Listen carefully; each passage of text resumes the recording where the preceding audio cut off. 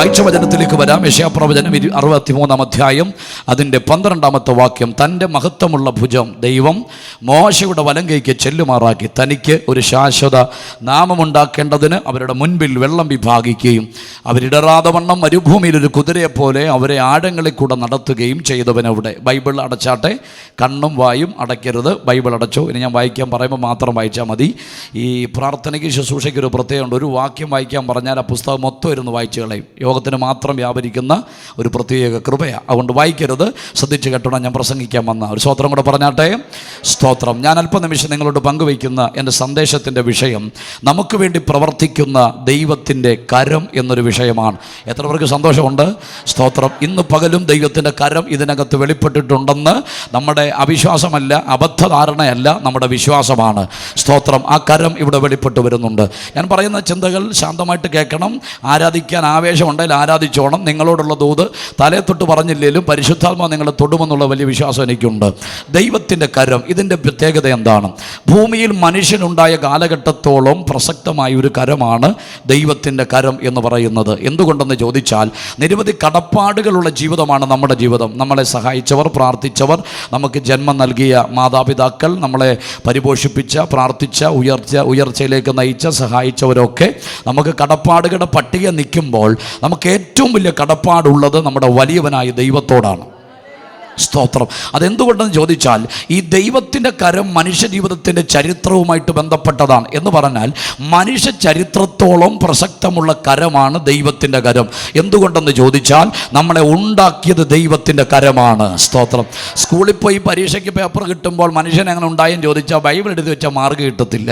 അത് ഡാർവിൻ്റെ പരിണാമം എഴുതിയാലേ മാർക്ക് കിട്ടത്തുള്ളൂ. പക്ഷേ സ്കൂളിൽ ചെല്ലുമ്പോൾ ഡാർവിനെന്നും ബൈബിൾ എടുക്കുക വരുമ്പോൾ പറയണം, ഞാൻ പരിണാമത്തിൻ്റെ ബാക്കി പത്രമല്ല, എന്നെ ഉണ്ടാക്കിയ ഒരു ദൈവമുണ്ട്. സ്തോത്രം. ഞാൻ അതിനകത്തൊരു വെളിപ്പാട് കൈമാറാം. നമ്മളെ ഉണ്ടാക്കിയത് ദൈവമാണെങ്കിൽ ഈ ദൈവത്തിൻ്റെ കരങ്ങൾ കൊണ്ട് പരിഹരിക്കപ്പെടാത്ത ഒരു പ്രതിസന്ധിയും ദൈവത്തിന് നമ്മുടെ ജീവിതത്തിനകത്തില്ല. ഞാൻ ആ വചനത്തിൻ്റെ പ്രസ്താവന ആമേൻ വിശ്വാസത്തോടെ പറയാം.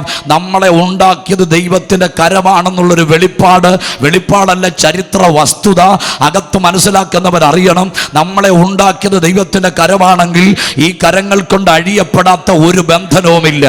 ഈ കരങ്ങൾ കൊണ്ട് പണിയപ്പെടാത്ത ഒരു തകർച്ചയുമില്ല. ഈ കരങ്ങൾ കൊണ്ട് പണിയപ്പെടാത്ത, തുടയ്ക്കപ്പെടാത്ത ഒരു കണ്ണുനീരുമില്ല. ഇന്ന് പകലും ആ കരം ഇവിടെ വ്യാപരിക്കുന്നുണ്ട്. ആത്മാവിൽ തിരിച്ചറിയുന്നവൻ കരമടിച്ചിട്ട് പറ, ഈ കരങ്ങൾ കൊണ്ട് അഴിയാത്ത ബന്ധനമില്ല. ഈ കരങ്ങൾ കൊണ്ട് പണിയപ്പെടാത്ത ഒരു തകർച്ചയുമില്ല. ഈ കരങ്ങൾ കൊണ്ട് തുടയ്ക്കപ്പെടാത്ത ഒരു കണ്ണുനീരുമില്ല. ആ കരം ഇവിടെ വ്യാപരിക്കുന്നുണ്ട്.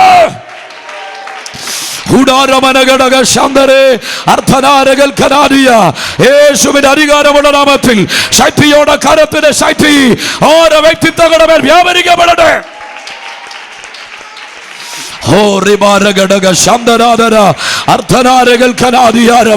രക്തത്താലും വചനത്താലും ഈ അന്തരീക്ഷത്തെ പ്രാർത്ഥിച്ച് ദൈവകരത്തിന് കൈമാറുകയാണ്. ചില ശാപങ്ങൾ അടിഞ്ഞു മാറട്ടെ, ചില രോഗങ്ങൾ തകർന്നു മാറട്ടെ, ചില നിരാശകൾ തകരട്ടെ, ചില വെല്ലുവിളികൾ മാറിപ്പോ. യേശുവിന്റെ അധികാരമുള്ള നാമത്തിൽ ശൈത്യമേറിയ ആത്മസാന്നിധ്യം. Yes.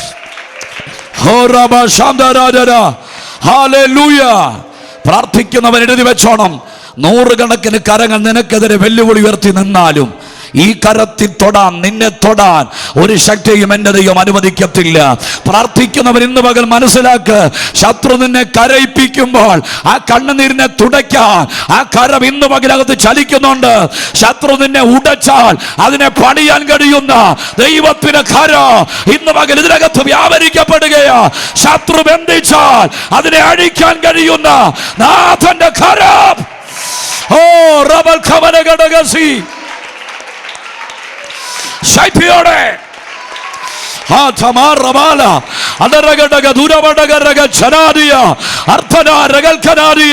യേശുവിന്റെ നാമത്തിൽ ചില അഴിവുകൾ സംഭവിക്കട്ടെ.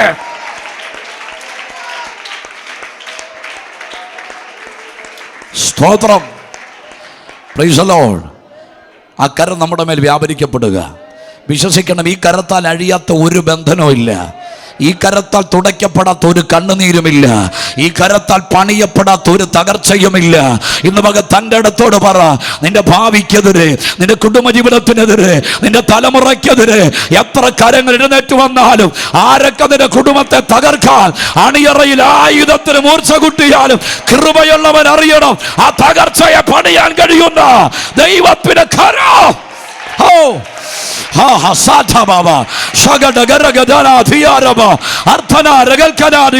ഇവിടെ മാത്രമല്ല, മൈലുകൾക്കപ്പുറത്ത് ആ കരത്തിന്റെ മഹത്വം ചലിക്കപ്പെടുകയാ.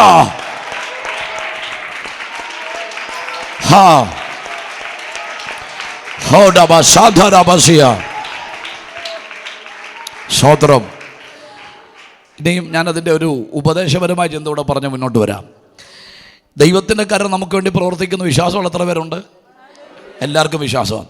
ഇനി നിങ്ങൾ കേൾക്കേണ്ട സത്യമുണ്ട്, ഈ ദൈവത്തിൻ്റെ കരങ്ങൾ കൊണ്ട് പരിഹരിക്കപ്പെടേണ്ട പ്രശ്നങ്ങൾ നമ്മുടെ കൈ കൊണ്ട് പരിഹരിക്കരുത്. ഈ മലയാളികളായിരിക്കുന്ന നമ്മളെ സംബന്ധിച്ചിടത്തോളം നമുക്ക് ഒത്തിരി കുഴപ്പമുണ്ട്. അതിനകത്ത് ഒരു കുഴപ്പം, ആരൊക്കെ എന്തൊക്കെ ചെയ്താലും നമുക്കൂടെ ചെയ്യണം നിർബന്ധമുള്ളവരാണ് ആര്? ഈ മലയാളികൾ. ഇപ്പോൾ ഈ കസേരയൊക്കെ ഇടുമ്പോൾ ചിലർ ഇങ്ങോട്ട് വന്നിട്ട് ഒന്നുകൂടി ഈ കസേര ഇളക്കി വരും. ഇതൊരു പ്രത്യേക അസുഖമാണ്. സ്വത്രമില്ല. ഈ ചിന്ത സഭയെ മാത്രമല്ല, അടുക്കളയിലും പോലെ ഈ ചിന്ത കാണാം. ഈ മരുമക്കൾ എത്ര കറി വെച്ചാലും ഇഷ്ടമില്ലാത്ത അമ്മായിയമ്മമാരുണ്ട്. അവർ മീൻ വൃത്തിയാക്കാൻ കൂടുകയില്ല, മീൻ കഴുകാൻ കൂടുകയില്ല, പാചകത്തിനൊന്നും കൂടില്ല. പക്ഷേ മീൻ ഇങ്ങോട്ട് വെന്തു പാകമാകുമ്പോൾ ഒരു സ്പൂണ് മുളക് പൊടി കൊണ്ടിടും. എന്തിനാണെന്നറിയാമോ? ഇത് നീ തന്നെ പാചകം ചെയ്തതല്ലടി, ഞാനൂടെ പാചകം ചെയ്താന്ന് പറയാൻ വേണ്ടിയാ. സ്തോത്രം. ഞാൻ പറഞ്ഞു വരുന്ന എൻ്റെ ആശയം മനസ്സിലാക്കണം. ദൈവത്തിൻ്റെ വാക്കുകൾ കൊണ്ട്, ദൈവത്തിൻ്റെ കരം കൊണ്ട്, ദൈവത്തിൻ്റെ ഇടപാടുകൾ കൊണ്ട് തീരേണ്ട വിഷയങ്ങൾ നമ്മുടെ കരം കൊണ്ട് തീർക്കരുത്. സ്തോത്രം. വചനം പറയുന്നു, അവന് പ്രവർത്തിക്കാൻ ഇടം കൊടുപ്പീൻ. ഞാൻ ഈ ചിന്തയ്ക്ക് ഒരു വചനത്തിൽ വിളിച്ചു പറയാം. സ്തോത്രം. ഈ ഒരു കല്ലുകൊണ്ട് ഗോലിയാത്ത് തീരുമെന്ന് ദാവീദിന് അറിയത്തില്ലെങ്കിലും ദൈവത്തിനറിയാം. ഞാൻ അങ്ങനെ പറഞ്ഞതിൻ്റെ കാര്യം, ഈ ഒരു കല്ലുകൊണ്ട് ഗോലിയാത്ത് തീരുമെങ്കിൽ ദാവീദ് ഒരു കല്ല് എടുക്കത്തുള്ളൂ. പക്ഷേ ദൈവം ഒരു കല്ല് മതിയെന്നുള്ള ആശയം ദാവീദിനോട് പറയാതെ അത് മറച്ചു വെച്ചിരിക്കുമ്പോൾ എനിക്ക് ദൈവത്തോട് ചെറിയൊരു അമർശമുണ്ട്. ഈ ചെറുക്കനെ കൊണ്ട് ഈ 5 കല്ല് ചുമ്മിക്കൊണ്ട് പോകാൻ പറയാതെ, മോനെ ഒരു കല്ല് മതിയെന്ന് പറയരുതോ? പറയാം. ഈ പ്രാർത്ഥിക്കുന്ന നിങ്ങൾ സത്യം അറിയണം, ഈ ചില കാര്യങ്ങളൊക്കെ നമ്മുടെ ജീവിതത്തിൽ ദൈവം മറച്ചു പിടിക്കുന്ന നമ്മളോടുള്ള വൈരാഗ്യമല്ല. വചനം പറയുന്നു, കാര്യം മറച്ചു വയ്ക്കുന്ന ദൈവത്തിൻ്റെ മഹത്വമാണ്. നിങ്ങൾ പ്രാർത്ഥിക്കുന്നവരോ വെളിപ്പാടുള്ളവരോ അടയ്ക്കപ്പെട്ട മുറിക്കകത്തിരുന്ന് പ്രാർത്ഥിക്കുമ്പോൾ രാത്രി കാണുന്നത് പകൽ സംഭവിക്കുന്ന വെളിപ്പാടിൻ്റെ ആഴമൊക്കെ നിങ്ങൾക്കുണ്ടാകാം. എന്നാൽ നമ്മുടെ ജീവിതത്തിൽ നാളെ സംഭവിക്കുന്ന ചില കാര്യങ്ങളെ ദൈവം വെളിപ്പെടുത്താതെ വരുമ്പോൾ അവിടെ നിന്നെ ദൈവം മറന്നതല്ല, ചില കാര്യങ്ങൾ മറച്ചു വയ്ക്കുന്ന ദൈവത്തിൻ്റെ മഹത്വമാണ്. സ്തോത്രം. ഞാൻ 2 തെളിവ് പറയാം. ബൈബിൾ ചരിത്രത്തിൽ നല്ല ഗംഭീരമായ സ്വപ്നം കാണുന്ന ഒരു കുടുംബമാണ് യാക്കോബിൻ്റെ കുടുംബം. അദ്ദേഹത്തിൻ്റെ മകനായിരിക്കുന്ന യോസഫ് സ്വപ്നത്തിനൊട്ടും പുറകല്ല. അതുകൊണ്ട് അദ്ദേഹത്തിനൊരു പേരും കിട്ടി, സ്വപ്നക്കാരൻ. ശ്രദ്ധിക്കൂ, അദ്ദേഹങ്ങളുടെ സ്വപ്നങ്ങൾ വളരെ ഗംഭീരമാണ്. എന്തൊക്കെയാണ് കണ്ടത്? സൂര്യനും ചന്ദ്രനും ഒക്കെ തന്നെ നമസ്കരിക്കുന്ന ദർശനം, തൻ്റെ കറ്റയെ മറ്റുള്ള കറ്റകൾ വണങ്ങുന്ന ദർശനം. ഇതെല്ലാം കാണിച്ചിട്ടും പൊട്ടക്കിണറും പൊത്തീബറിൻ്റെ ഭാര്യയോ കാരാഗ്രഹത്തെയോ ദൈവം വെളിപ്പെടുത്തിയില്ല. സ്തോത്രം. നിങ്ങൾ അറിയണം, ദൈവം വെളിപ്പെടുത്താത്ത പൊട്ടക്കിണറും കാരാഗ്രഹവും വെളിപ്പെടുമ്പോൾ അവിടം കൊണ്ട് നീ അവസാനിക്കുമെന്നല്ല, അവിടെയും കരം തിന്ന് നിന്നെ അക്കരെ കടത്താൻ കഴിയുന്നവനാണ് ഇന്ന് മകൻ നീ ആരാധിക്കുന്ന ദൈവം പറയാത്ത പൊട്ടക്കിണർ, തമ്പുരാൻ വെളിപ്പെടുത്താത്ത കാരാഗ്രഹങ്ങൾ, തമ്പുരാൻ വെളിപ്പെടുത്താത്ത പൊത്തീബറിന്റെ ഭാര്യ, അത് നിന്റെ അവസാനമല്ല. അവിടെ ചലിക്കുന്ന ദൈവത്തിന് കരമുണ്ട്.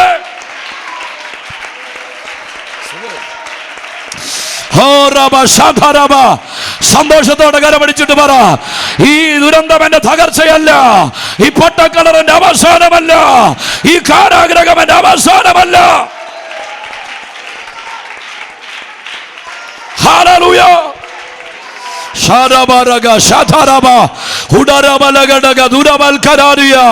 ചില പൊട്ടക്കിണറുകളെ മാറ്റാൻ പോകുകയാ.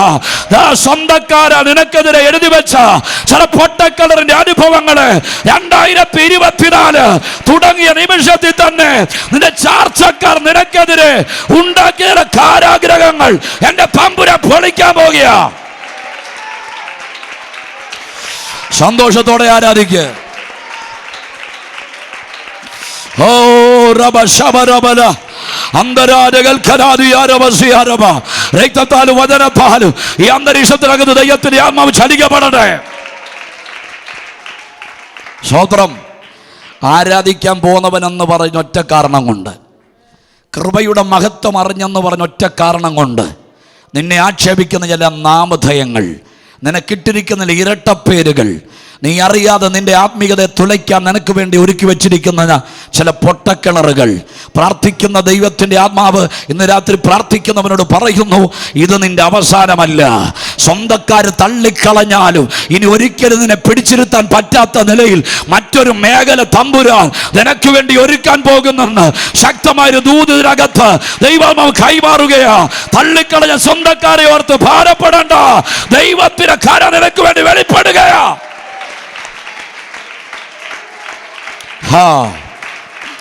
ഹല്ലേലൂയ, ഹല്ലേലൂയ, സ്തോത്രം.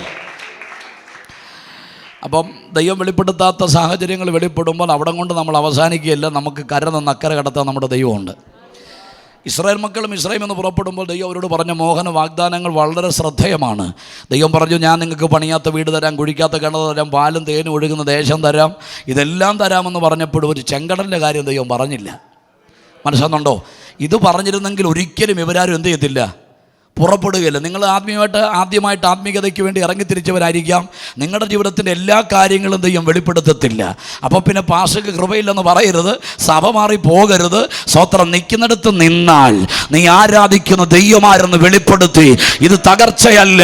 ദൈവം വെളിപ്പെടുത്താത്ത ചെങ്കടല് കൊണ്ട് നീ അവസാനിക്കുമെന്നല്ല, അതിനപ്പുറത്ത് കരം പിടിച്ച് നിന്നെ വാഗ്ദത്ത ദേശത്തെത്തിക്കാൻ കഴിയുന്നവന്റെ കരമില്ല മകൾ ഇതിനകത്ത് ചലിക്കുന്നുണ്ട്. Praise the lord, hallelujah. അപ്പം ഈ ഒരു കല്ലുകൊണ്ട് ഗോലിയാത്ത് എന്ന് പറയുന്ന പ്രശ്നം പരിഹരിച്ചു കഴിഞ്ഞു. നിങ്ങൾ വിശ്വസിക്കുന്നുണ്ടോ ഈ തോട്ടിക്കിടക്കുന്ന മിനുസമുള്ള കല്ലുകൊണ്ട് ഈ ബാല്യം മുതൽ യോദ്ധാവായിരിക്കുന്ന ഗോലിയാത്ത് വീണെന്ന് പറഞ്ഞാൽ വിവരമുള്ള ആരെങ്കിലും വിശ്വസിക്കുമോ? വിശ്വസിക്കുമോ? ഞാൻ വായിച്ചിട്ട് ചോദിച്ചു, ബാല്യം മുതൽ യോദ്ധാവാണ് ഗോലിയാത്ത്, അവനെ ഈ തോട്ടിക്കിടക്കുന്ന മിനുസമുള്ള കല്ലുകൊണ്ട് ഈ ചെറുക്കനെ എറിഞ്ഞു വീഴ്ത്തുന്നു. എനിക്ക് വിശ്വസിക്കാൻ അല്പം ബുദ്ധിമുട്ടുണ്ട്. അപ്പോൾ ദൈവം കടപ്പാടില്ലാതെ എന്നോട് പറഞ്ഞു, മോനെ എറിഞ്ഞ കല്ലിൻ്റെ വലിപ്പം കൊണ്ടല്ല ഗോലിയാത്ത് താഴെ വീണത്. ഞാൻ ചോദിച്ചു, പിന്നെന്നാ? അഭിഷേകമുള്ളവൻ്റെ കയ്യിലെ കല്ലിനെ ദൈവം ആയുധമാക്കി മാറ്റിയതാ. ഇന്ന് പകലും തിരിച്ചറിയണം, നിന്റെ പ്രാർത്ഥന ഒരു ചെറുതല്ല, നിന്റെ പ്രാർത്ഥന ഒരു പരാജയമല്ല. ഞാൻ ആത്മാവിൽ പറയുന്നു, ഇതൊരു ആയുധമാകാൻ പോകുകയാ. നിന്റെ ഉപവാസം ഒരു ദുരന്തമല്ല, ഇതൊരായുധമാകാൻ പോകുക. നിന്റെ കണ്ണുനീര് പരാജയമല്ല, ഇതൊരായുധമാകാൻ പോകുക. സന്തോഷത്തോടെ കരമടിച്ചു പറ, എന്റെ ആരാധന ദുരന്തമല്ല, എന്റെ കണ്ണുനീര് പരാജയമല്ല, എന്റെ പ്രാർത്ഥന തോൽവിയല്ല, ഇതൊരായുധമാകാൻ പോകുക.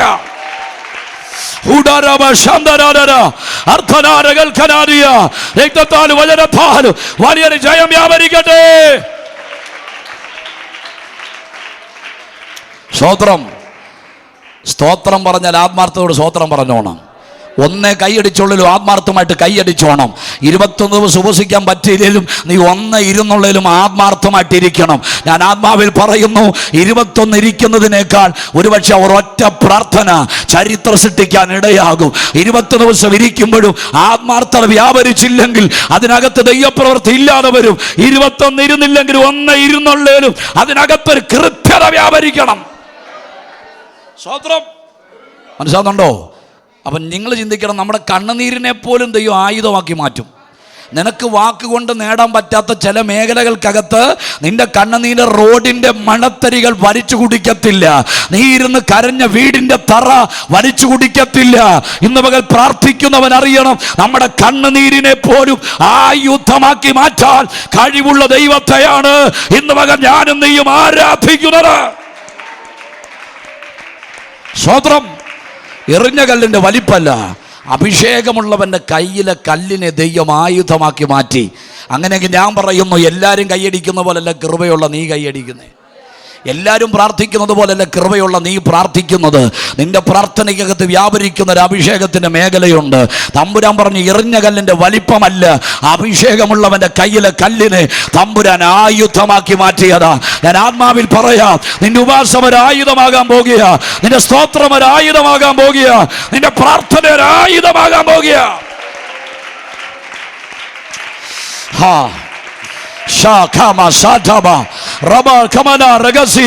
സന്തോഷത്തോടെ പ്രാർത്ഥിച്ചാട്ടെ, സന്തോഷത്തോടെ പ്രാപിച്ചാട്ടെ. എന്റെ സ്തോത്രം ഒരു പരാജയമാകത്തില്ല, എന്റെ ഉപവാസം ഒരു നിരാശയാകത്തില്ല. ഇതിനപ്പുറത്ത് വ്യാപരിക്കുന്ന ഒരധികാരത്തിന്റെ കൈമാറ്റം.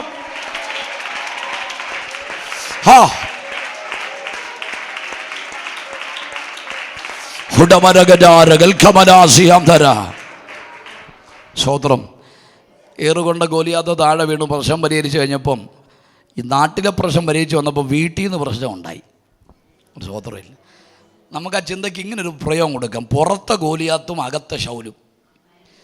ഈ പുറത്തെ ഗോലിയാത്തിന് നമുക്ക് എങ്ങനെയും കൈകാര്യം ചെയ്യാം, അകത്തെ ശൗലാണ് കുഴപ്പം. മനസ്സിലാകുന്നുണ്ടോ? പുറത്തെ ഗോപാലനെ പ്രാർത്ഥിച്ച് നമുക്ക് ഒതുക്കാം, അകത്തെ തോമസാ പ്രശ്നം. മനസ്സിലാകുന്നുണ്ടോ? ഇത് സഭയ്ക്കകത്തും പ്രശ്നമാണ്, കുടുംബത്തിലും പ്രശ്നമാണ്. ഞാൻ ചോദിച്ചു, ഈ അമ്മായിയപ്പനെ പിടിച്ച് ഇങ്ങനെ ഓടേണ്ട വല്ല കാര്യമുണ്ടോ? ഗോലിയാത്തിനെ എറിഞ്ഞു വീഴ്ത്തിയതിനകത്ത് വകയ്ക്കകത്തൊരു 4 കല്ല് സഞ്ചിക്കകത്ത് ബാലൻസ് കിടപ്പുണ്ട്. ഞാൻ പറഞ്ഞു ശരിയല്ലേ? ഉണ്ട്. എറിയാനുള്ള എക്സ്പീരിയൻസും അഭിഷേകവും എല്ലാം തലയിലും ഉണ്ട്. ഞാൻ ചോദിച്ചു, എന്നെ എറിയാത്തേ?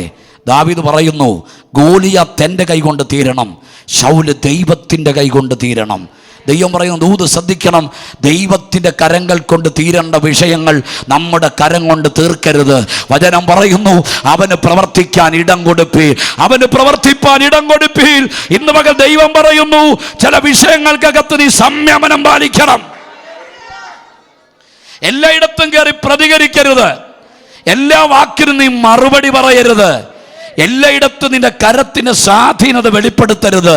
ദൈവത്തിന് ചെയ്യാനുള്ളത് നമ്മൾ കയറി ചെയ്യരുത്. സ്വത്രം. അച്ഛന്തയ്ക്കകത്ത് ഉറപ്പുണ്ടാകണം. ചിലപ്പോഴൊക്കെ ദൈവം നമ്മോട് ചില വിഷയങ്ങൾക്കകത്ത് മിണ്ടാതിരിക്കാൻ പറയുമ്പോൾ നമ്മളവിടെ കയറി എന്ത് ചെയ്യരുത്? സംസാരിക്കരുത്. ദൈവം അനുവദിക്കുന്ന ഒരു മൗനതയും ദൈവം അനുവദിക്കുന്ന ആത്മസംയമനവും അത് പ്രാർത്ഥിക്കുന്നവൻ്റെ ദുരന്തമല്ല, അതിനപ്പുറത്തൊരു മഹത്വം മറഞ്ഞിരിപ്പുണ്ട്. ഇസ്രായേൽ മക്കളുടെ ദൈവം പറഞ്ഞു, യെരിയോക്കോട്ട ഞാൻ നിങ്ങൾക്ക് തരാം, പക്ഷെ നിങ്ങളൊരു കാര്യം ചെയ്യണം. 6 ദിവസം പെട്ടകം പിടിച്ചുകൊണ്ട് ഒരു വാക്ക് പോലും ഉരിയാടാതെ ഈ യെരിയോക്കോട്ട നിങ്ങൾ ചുറ്റണം. മൗനം ദേശിച്ചുകൊണ്ട് 6 ദിവസം ഈ പെട്ടകം ചുറ്റി അനന്തരം 7-ാം ദിവസം ദൈവം പറഞ്ഞു ആർപ്പിടുക. ശ്രദ്ധിക്കണം, 6 ദിവസത്തെ മൗനതയ്ക്ക് ശേഷം മൗനമായിരുന്ന അധരത്തിനകത്ത് ഒരാർപ്പ് വെളിപ്പെട്ടു. ദൈവം ഒരുക്കുന്ന മൗനത ദുരന്തമല്ല, ദൈവം വരുത്തുന്ന മൗനത പരാജയമല്ല. ആ മൗനതയ്ക്കപ്പുറത്ത് ഒരാർപ്പ് മറഞ്ഞിരിപ്പുണ്ടെന്ന് ഞാൻ ആത്മാവിൽ പറഞ്ഞാൽ എത്ര പേര് സ്തോത്രം പറയോ? ചില വിഷയങ്ങളുടെ മൗനത, ചില വിഷയങ്ങളുടെ ശാന്തത എന്റെ തകർച്ചയല്ല, അതിനപ്പുറത്ത് ഒരാർപ്പ് വെളിപ്പെടാൻ പോകുക. ഹല്ലേലൂയ, സ്തോത്രം. നാട്ടുകാരൊരുക്കുന്ന ചില പ്രത്യേക വഴക്ക് കാര്യങ്ങൾ, കുടുംബ പശ്ചാത്തലങ്ങൾക്കകത്ത് ഉയർന്നു വരുന്ന ചില പ്രശ്നങ്ങൾ, അതിനകത്ത് നീ പ്രതികരിക്കാതെ മൗനമായിരുന്നാൽ നീ പ്രാർത്ഥിച്ച ദൈവത്തിൻ്റെ മഹത്വം എന്തെന്ന് ആ വിഷയത്തിനകത്ത് വെളിപ്പെടുത്തി നിന്നെ മാനിക്കാൻ കഴിയുന്നവൻ ഇന്ന് പകലും ഇതിനകത്ത് വെളിപ്പെട്ടിട്ടുണ്ട്. ഇന്ന് പകൽ ആത്മാവ് പറയുന്നു, എല്ലായിടത്തും കയറി പ്രതികരിക്കരുത്, എല്ലാറ്റിനും മറുപടി പറയരുത്. അബ്രഹാമിനോട് തമ്പുരാൻ പറഞ്ഞൊരു ദൂതുണ്ട്, നിന്നെ അനുഗ്രഹിക്കുന്നവരെ ഞാൻ അനുഗ്രഹിക്കാം, നിന്നെ ശപിക്കുന്നവരെ ഞാൻ ശപിക്കാൻ തയ്യാറാ. ഇന്ന് പകൽ ആത്മാവ് ഒരു വെളിപ്പാട് പറയുന്നു, നിന്നെ ആമേൻ ആമേൻ നിനക്കെതിരെ ഒരു സിംഹത്തിന്റെ അധരം പോലെ കയറി വരുന്ന നിന്നെ അപമാനം പറയുന്ന ചിലരൊക്കെ ദൈവം പറയുന്നു, സിംഹത്തിന്റെ വായ അടച്ച് ദാനിയേലിനെ രക്ഷിച്ചതുപോലെ ഇതിനകത്ത് ചിലരുടെ മേൽ അങ്ങനെ ഒരു പ്രവൃത്തി വെളിപ്പെടാൻ പോകുക. ഓ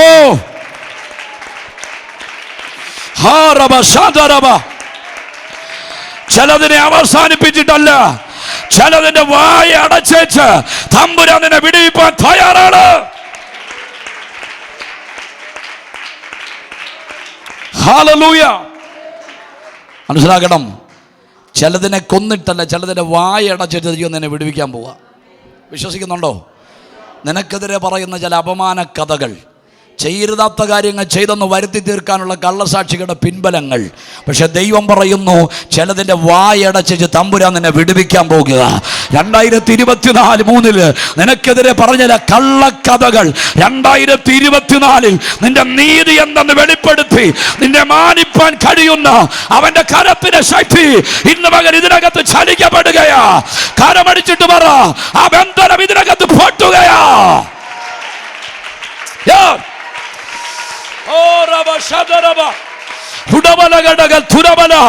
മേഖലകൾ തകരട്ടെ, അപമാന കഥകൾ വഴിമാറിപ്പോകട്ടെ, ആ നിന്ദകൾ വഴിമാറിപ്പോട്ടെ. ഓ ഹല്ലേലൂയ, പ്രൈസ് ദി ലോർഡ്. വിശ്വസിക്കണം, നിനക്കെതിരെ പറയുന്ന ചില വാക്കുകൾക്ക് ദൈവം മറുപടി കൊടുക്കാൻ പോവുകയാണ്. തമ്പുരാൻ പറയുന്ന ഉപദേശം കേട്ടോണം, പ്രതികരിക്കരുത്, സംസാരിക്കരുത്, ദൈവത്തിന് ചെയ്യാനുള്ള നമ്മൾ കയറി ചെയ്യരുത്. ഇന്ന് പകലും തൻ്റെ ഇടത്തോട് പറയണം, ഞാൻ മാറി നിൽക്കാൻ തയ്യാറാ, എനിക്ക് വേണ്ടിയ കരം ഇന്ന് പകലൊന്ന് വെളിപ്പെട്ടു വരണം. ദൈവത്തിൻ്റെ കരത്തിൻ്റെ മഹത്വം എന്താണ്? എന്താണ് ഈ കരത്തിൻ്റെ വിശേഷത? വായിച്ച യോഹന്നാൻ്റെ സുവിശേഷം 10-ാം അധ്യായം അതിൻ്റെ 27-28 വാക്യം. യോഹന്നാൻ്റെ സുവിശേഷം 10-ാം അധ്യായം അതിൻ്റെ 27-28 വാക്യം. ഞാൻ അവയെ അറിയുകയും അവ എന്നെ അനുഗമിക്കുകയും ചെയ്യുന്നു. ഞാൻ അവയ്ക്ക് നിത്യജീവൻ കൊടുക്കുന്നു. അവ ഒരു നാളും നശിച്ചു പോകുകയില്ല. ആരും അവയെ എൻ്റെ കയ്യിൽ നിന്ന് പിടിച്ചു പറിക്കുകയുമില്ല. Price the Lord. ഒരു സ്തോത്രം പറഞ്ഞാട്ടെ. ദൈവകരത്തിൻ്റെ ഒരു വിശേഷത സന്ദർഭോചിതമായിട്ട് ഓർപ്പിക്കുന്നു. ഈ കരത്തിൽ നിന്ന് നമ്മെ ആർക്കും പിടിച്ചു പറിക്കാൻ പറ്റില്ല. സ്തോത്രം. വിശ്വാസമുണ്ടോ? ഈ കരത്തിൽ നമ്മെ ആർക്കും പിടിച്ചു പറിക്കാൻ പറ്റുകയില്ല. സ്തോത്രം. ഞാൻ പറയുന്നു, ഇവിടെ ഇരിക്കുന്ന നമ്മളെ ആരെയും കൊറോണ ബാക്കി വെച്ചതല്ല, ആക്സിഡൻറ്റ് ബാക്കി വെച്ചതല്ല, സ്തോത്രം, ഹാർട്ട് അറ്റാക്ക് ബാക്കി വെച്ചതല്ല. മരണത്തിന് പിടിച്ചു പറിക്കാൻ പറ്റാത്തൊരു കരത്തിൽ ദൈവം നമ്മെ മറച്ചതാണ്. ഈ വാക്യത്തിന് ഒത്തിരി വിശദീകരണം ആവശ്യമാണ്. ചെറിയ സംക്ഷിപ്തമായിട്ട് ഞാൻ പറഞ്ഞ ദൂത് പറയാം. ആ വാക്യം മനസ്സിലാകേണ്ടതിന് വേണ്ടി അതിൻ്റെ പശ്ചാത്തലം കൂടെ വേഗത്തിൽ ഉറപ്പിച്ചിട്ട് വായിച്ച വാക്യത്തിലേക്ക് വരാം. യേശു പറയുന്നു, എൻ്റെ കരത്തിൽ നിന്ന് ആർക്കും പിടിച്ചു പറിക്കാൻ പറ്റുകയില്ല. ഇത് പറയാനുള്ള കാര്യം എന്നാ? 9-ാം അധ്യായത്തിൽ നടന്ന വിഷയമാണ് യേശു ഇത് പറയാനുള്ള കാര്യം. എന്താ 9-ാം അധ്യായത്തിൻ്റെ വിഷയം? യേശു ശിഷ്യന്മാരോട് ഇങ്ങോട്ട് നടന്നു വരുമ്പോൾ പിറവിയിലെ കുരുടരായിരിക്കുന്ന ഒരു മനുഷ്യനെ കണ്ടപ്പോൾ ശിഷ്യന്മാർ ചോദിച്ചു, ഇവനിങ്ങനെ അന്ധനായി പിറന്നത് ആരുടെ പാപനിമിത്തമാണ്? ചോദിക്കാനുള്ള കാര്യം യഹൂദ പശ്ചാത്തലത്തിൻ്റെ വെളിച്ചത്തിലാണ് ചോദിച്ചത്. ഈ അന്ധതയുടെ കാരണം ആരുടെയെങ്കിലും പാപമാണോ?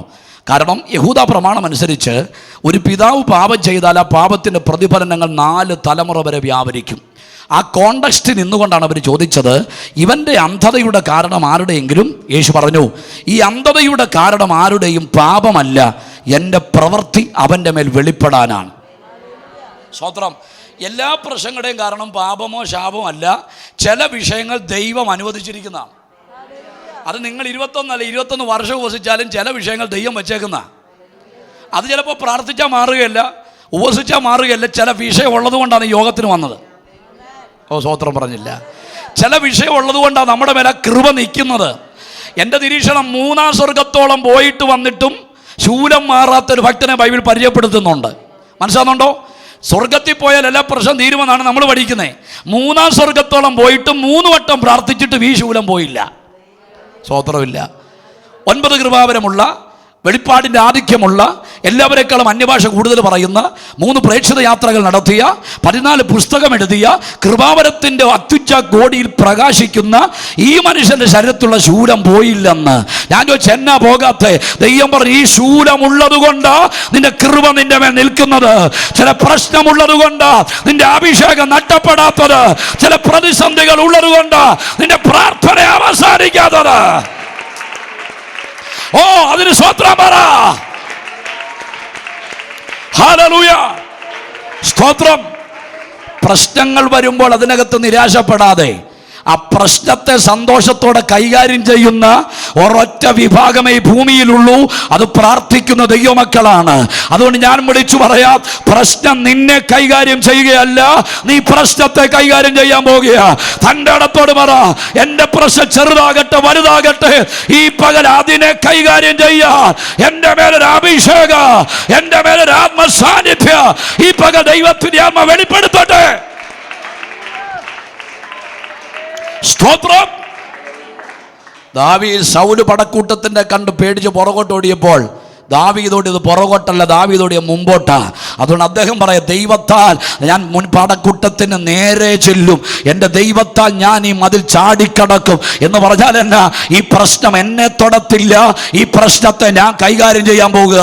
തൻ്റെ അടുത്തോട് പറ, ഈ പ്രശ്നം എൻ്റെ മേൽ വന്നത്, ഈ പ്രതിസന്ധി കുടുംബത്തിൽ വന്നത് ഇതെന്നെ തകർക്കാനല്ല, അടുത്തൊരു തലമുറയെ തൊടാതെ, അടുത്തൊരു കുടുംബത്തെ തൊടാതെ ഇന്ന് പകൽ എൻ്റെ കൈ കീഴിൽ ആ പ്രശ്നം അമരാൻ പോകുക.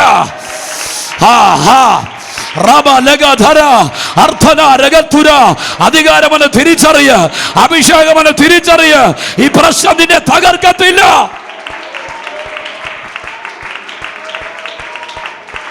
ഹല്ലേലൂയ, സ്തോത്രം. ശ്രദ്ധിച്ചു കേൾക്കണമേ. യേശു പറയുന്നു, ഈ അന്ധതയുടെ കാരണം എന്തല്ല, ആരുടെയും പാപമല്ല, എൻ്റെ പ്രവൃത്തി അവൻ്റെ മേൽ വെളിപ്പെടാനാ. എനിക്ക് യേശുവിനോട് ആ പദത്തിന് അല്പം വിയോജിപ്പുണ്ട്. കാര്യം, ഞാൻ ചോദിച്ചു, ഇത്രയും വർഷം അന്ധനാക്കി ഒരു മനുഷ്യനെ വെച്ചേച്ച് വേണോ നിൻ്റെ പ്രവൃത്തി അവൻ്റെ മേൽ വെളിപ്പെടുത്താൻ? ജീവിതത്തിൽ എന്താ അവൻ കണ്ടിട്ടുള്ളേ? പിതാവിനെ കണ്ടിട്ടില്ല, മാതാവിനെ കണ്ടിട്ടില്ല, പ്രപഞ്ചം കണ്ടിട്ടില്ല. കണ്ടിട്ടുണ്ട്, ഇരുട്ടല്ലാതെ ഒരു സാധനവും കണ്ടിട്ടില്ല. അപ്പോഴും യേശു പറയുക, എൻ്റെ പ്രവൃത്തി വെളിപ്പെടാനാ. ഞാൻ തൂത് പറയാം, ഇറങ്ങിത്തിരിച്ച് ഇന്ന് വരെ ജീവിതത്തിൽ മൊത്തം നീ ഇരുട്ടായിരിക്കാൻ കണ്ടത്. ഞാൻ ആത്മാവിൽ പറയാം, ഈ ദിവസങ്ങളിൽ നിന്റെ ജീവിതത്തിനകത്തൊരു പ്രകാശം വെളിപ്പെടാൻ പോവുകയാണ്. നാളുകളെ തപ്പിത്തടയുന്ന ഗതിയില്ലാതെ മുട്ടിയ വാതിലുകൾ അടയപ്പെടുമ്പോൾ ഒരു ഗതിയും പരഗതിയും ഇല്ലാതെ ജീവിതത്തിന് നാൽക്കവലകൾക്കകത്ത് ലക്ഷ്യമറ്റ നിന്നെ നോക്കി ആത്മാവ് പറയുക, ചില അന്ധതകൾ വഴിമാറാൻ പോകുക, ചില ഇരുട്ടുകളെ ദൈവം എടുത്തു മാറ്റാൻ പോകുക. ഹല്ലേലൂയ. ഞാൻ ചോദിച്ചു, കർത്താവേ, ഇവനെങ്ങനെ ഈ സ്തോത്രം ഇത്രയും വർഷം അന്ധനാക്കിയിട്ടിട്ട് വേണോ നിൻ്റെ പ്രവൃത്തി ഇവൻ്റെ മേൽ വെളിപ്പെടുത്താൻ? അവൻ്റെ അന്ധതയല്ലേ അവനെ ഭിക്ഷക്കാരനാക്കി മാറ്റിയത്? ഒരു ജീവിതത്തിൻ്റെ ഏറ്റവും വലിയ ദുരന്ത ചിത്രമാണ് ഒരു മനുഷ്യൻ ഭിക്ഷക്കാരനാകുക എന്ന് പറയുന്നത്, അല്ലേ? അല്ലേ? അതെ, സ്തോത്രം. നമ്മുടെ ആ സ്വന്തക്കാരെങ്കിലും ഇങ്ങനെ കാട്ടാക്കടയിൽ നിന്ന് ബസ് സ്റ്റാൻഡിൽ നിന്ന് ഭിക്ഷയാടെന്ന് പറഞ്ഞാൽ നമുക്ക് അഭിമാനമാണോ പറയുന്നത്? അല്ല. ഞങ്ങളുടെ ഒരു പാപ്പൻ കാട്ടാക്കടൽ മറ്റാൾ നെയ്യാറ്റങ്കര ഭിക്ഷയായിരിക്കുന്നുണ്ടോ പറഞ്ഞ് ആരോടെങ്കിലും നമ്മൾ പറയുമോ? ഒരു മനുഷ്യ ജീവിതത്തിൻ്റെ ഏറ്റവും ദുരന്തമായ ചിത്രമാണ് ഭിക്ഷാടനം. അവൻ്റെ അന്ധത അവനെ ഭിക്ഷാടനത്തിലേക്ക് നയിക്കുമ്പോഴും യേശു പറയുന്നു, എൻ്റെ പ്രവൃത്തി വെളിപ്പെടാൻ. ഞാനീ പറഞ്ഞു വരുന്നൊരു ദൂതാണ്. ചില വിഷയങ്ങളെ നിന്നെ ഒരു വായ്പക്കാരനാക്കി മാറ്റിയിട്ടുണ്ട്. പക്ഷെ ദൈവം പറയുക, നീണ്ടുപോകാത്തൊരു ദൈവപ്രവൃത്തി, നീണ്ടുപോകാത്തൊരു ദൈവപ്രവൃത്തി നിന്റെ മേൽ വെളിപ്പെടുത്തി മാനിപ്പാൻ എൻ്റെ ദൈവത്തിൻ്റെ കരം ഇന്നു പകൽ ഇതിനകത്ത് ചലിക്കപ്പെടുകയാ. സന്തോഷത്തോടെ സ്തോത്രം പറ. ഹല്ലേലൂയ, സ്തോത്രം. ദൈവമാക്കി വെച്ച വിഷയത്തിന് നടുവിലാണോ നിങ്ങളിന്ന് വില കൊടുത്ത് പല വിഷയങ്ങളെയും നേരിട്ടുകൊണ്ടിരിക്കുന്നത്? ദൈവത്തെ ആരാധിച്ചതും ദൈവം പറഞ്ഞ വാഗ്ദത്തത്തെ മുറുകെ പിടിച്ചുകൊണ്ടാണോ ചിലത് നിങ്ങളുടെ ജീവിതത്തിൽ നഷ്ടപ്പെട്ടു പോയത്? ആ നഷ്ടപ്പെട്ടതിനും മാറ്റിവെച്ചതിനും തടഞ്ഞതിനുമെല്ലാം ഉത്തരവാദി എൻ്റെ ദൈവമാണ്. ഇന്ന് പകൽ തമ്പുരാൻ പറയുന്നു, ഈ അന്ധത വരുത്തിയത് ഞാൻ, കാര്യമല്ല, എൻ്റെ പ്രവൃത്തി അവൻ്റെ മേൽ വെളിപ്പെടാൻ. ആത്മാവി ഞാൻ പറയാം, ഇങ്ങനെ ദൈവത്തിൻ്റെ കയ്യൊപ്പ് പതിഞ്ഞ എന്തെങ്കിലും ഒരു വിഷയത്തിൽ കൂടി ഇന്ന് പകൽ നിങ്ങൾ കടന്നു പോകുന്നതിന് ഉറപ്പിച്ചു, അതിൻ്റെ ഉത്തരവാദിയായവൻ വെളിപ്പെടാൻ പോകുക, അതിൻ്റെ ഉടമസ്ഥനായവൻ വെളിപ്പെടാൻ പോകുക. ആ വിഷയത്തെ ആക്കി വെച്ചവൻ നിന്റെ ജീവിതത്തിനകത്ത് വെളിപ്പെടാൻ പോകുക.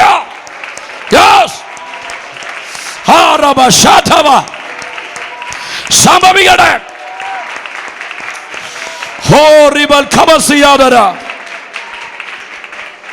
സ്തോത്രം. അപ്പം യേശുവോട് ഞാൻ ചോദിച്ചു, എന്താ ഈ ഇത്രയും വർഷം ഇവനെ ഇങ്ങനെ അന്ധനാക്കിയിട്ടിട്ട് വേണോ നിന്റെ പ്രവൃത്തി ഇവൻ്റെ മേൽ വെളിപ്പെടാൻ? അതിന് യേശു എനിക്കൊരു വാക്യം തന്നു. വായിച്ച റോമാലേഖനം 9-ാം അധ്യായത്തിൻ്റെ 19, 20, 21 വാക്യം. റോമാലേഖനം 9-ാം അധ്യായത്തിൻ്റെ 19, 20, 21 വാക്യം. വേഗം. ആകയാൽ അവൻ പിന്നെ കുറ്റം പറയുന്നത് എന്ത്? ആർ അവൻ്റെ ഇഷ്ടത്തോട് എതിർത്ത് നിൽക്കുന്നു എന്ന് നീ എന്നോട് ചോദിക്കും.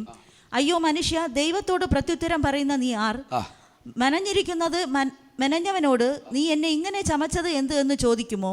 അല്ല, കുശവന് അതേ പിണ്ടത്തിൽ നിന്ന് ഒരു പാത്രം മാനത്തിനും മറ്റൊരു പാത്രം അപമാനത്തിനും ഉണ്ടാക്കുവാൻ മണ്ണിന്മേൽ അധികാരമില്ലയോ?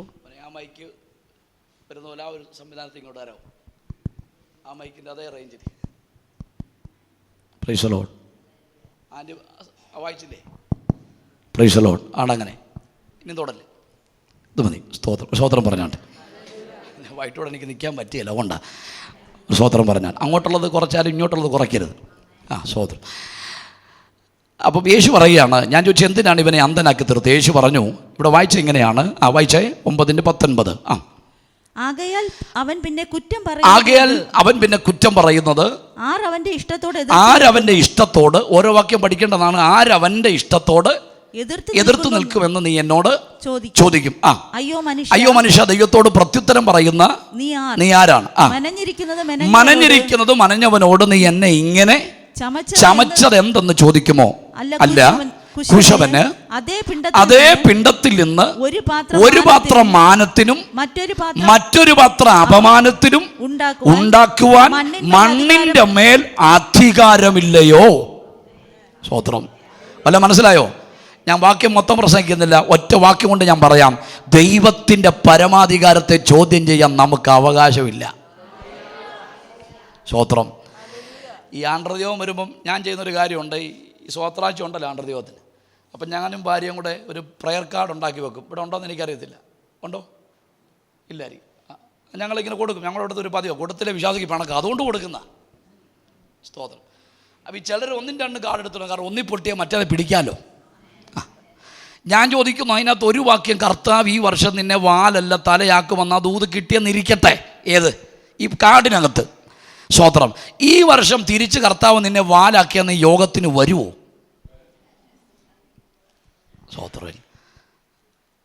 സ്തോത്രം. വാലാക്കിയ യോഗത്തിന് വരുമോ? നിങ്ങൾ സ്തോത്രം പറയത്തില്ലെന്ന് എനിക്കറിയാം. സ്തോത്രം. ദൈവം തകർത്താലും അതിൻ്റെ പുറകിലൊരു പണി മറിഞ്ഞിരിപ്പുണ്ട്. ദൈവം മുറിച്ചാലും അതിൻ്റെ പുറകിലൊരു കെട്ടുന്ന അനുഭവം വെളിപ്പെട്ടിട്ടുണ്ട്. തമ്പുരാൻ തകർത്താലും അതിൻ്റെ പുറകിലൊരു പണി മറിഞ്ഞിരിപ്പുണ്ട്.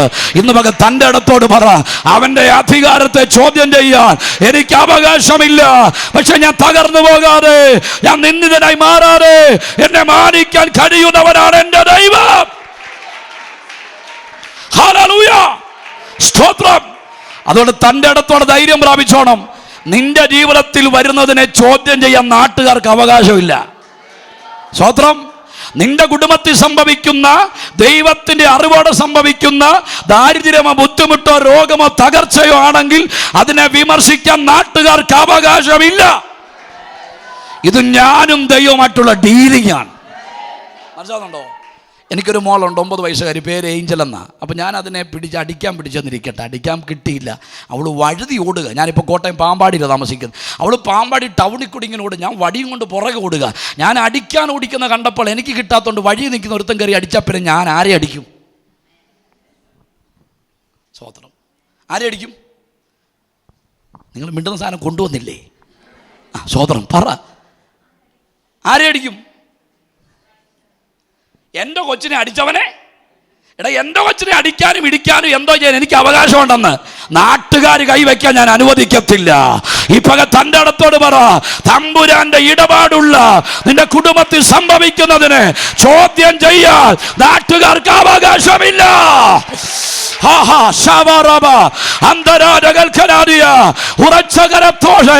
തൻ്റെ ഇടത്തോട് പറ, എന്നെ വിമർശിക്കാൻ നാട്ടുകാർക്ക് അവകാശമില്ല. സ്തോത്രം. സ്തോത്രം. ഇത് ദൈവം നമ്മളും തമ്മിലുള്ള ഡീലിംഗ് ആണ്. ഈ ഹന്നയ്ക്ക് പിള്ളേരില്ലാത്തതിന് എൽക്കാനയ്ക്ക് കുഴപ്പമില്ല, കുഴപ്പം മൊത്തം പിന്നെ ആർക്കാ? പുള്ളിക്കാരൻ വലിയൊരു സാഹിത്യം പറഞ്ഞു, കൊച്ചെ നീ കരയേണ്ട, ഞാൻ നിനക്ക് 10 പുത്രന്മാരെക്കാൾ ഉത്തമൻ. ഇന്ന് അച്ഛനുണ്ട് എന്തോ സാധനമായിരിക്കും ഓർത്ത് നോക്കി. ഒരു കൊച്ചനെ പോറ്റാൻ വരുന്ന പാട് നമുക്കറിയാം. അതിലെ 10 പിള്ളേർ പ്ലസ് ഈ അച്ചായന് സമം എന്തോ ആയിരിക്കുന്നുണ്ടെങ്കിൽ ഇത്ര നീണ്ടു കിടക്കുന്ന സാഹിത്യത്തിൻ്റെ ഒരു പരമ്പരയുടെ വാക്ക് പറഞ്ഞിട്ട് ഇവിടെ മനസ്സിൻ്റെ മുറിവ് മാറിയില്ല. സ്തോത്രം. ചിലരുടെ വാക്കുകൾക്ക് നിന്റെ വേദനയെ കെട്ടാൻ പറ്റില്ല. അത് പ്രാർത്ഥനയാലേ മാറത്തുള്ളൂ, അത് ആരാധനയാലേ മാറത്തുള്ളൂ. ആരൊക്കെ നിന്നെ ആശ്വസിപ്പിക്കാനുണ്ടെങ്കിലും, ആരൊക്കെ നിന്റെ ഫ്രണ്ട് ലിസ്റ്റിലുണ്ടെങ്കിലും, ആരൊക്കെ നിന്നെ ആശ്വസിപ്പിക്കാൻ വന്നാലും എൻ്റെ തമ്പുരാന്റെ കരം വെളിപ്പെടാതെ ചില പ്രതിസന്ധിക്കകത്ത് നിനക്ക് ആശ്വാസം കൈവരിപ്പാൻ കഴിയത്തില്ല. സ്തോത്രം. അപ്പം എൽക്കാന പറഞ്ഞിട്ടൊന്നും ഇവിടെ മനസ്സ് മാറാതിരിക്കുമ്പം ഈ എൽക്കാനയ്ക്ക് പിള്ളേരില്ലാത്ത യാതൊരു കുഴപ്പമില്ല. പിന്നെ കുഴപ്പം മൊത്തം ആർക്കാ? പെരിനയ്ക്കാ കുഴപ്പം? ഇതാ കുഴപ്പം? നമുക്ക് വീടില്ല, കുഴപ്പമില്ല. കുഴപ്പം മൊത്തം പിന്നെ ആർക്കാ? നമ്മുടെ കൊച്ചിൻ്റെ കല്യാണം നടന്നിട്ടില്ല, പിന്നെ കുഴപ്പം മൊത്തം ആർക്കാ? രക്ഷിക്കപ്പെടാത്ത സ്വന്തക്കാർക്ക്. അയ്യോ നിന്റെ കൊച്ചെന്താ ഇങ്ങനെ നിൽക്കുന്നേ? പഠിച്ചിട്ട് ജോലിയൊന്നും. ഞാൻ SSLCക്ക് തോറ്റായിരുന്നു. നിങ്ങളെല്ലാം ജയിച്ചവരാണല്ലോ. സ്തോത്രം.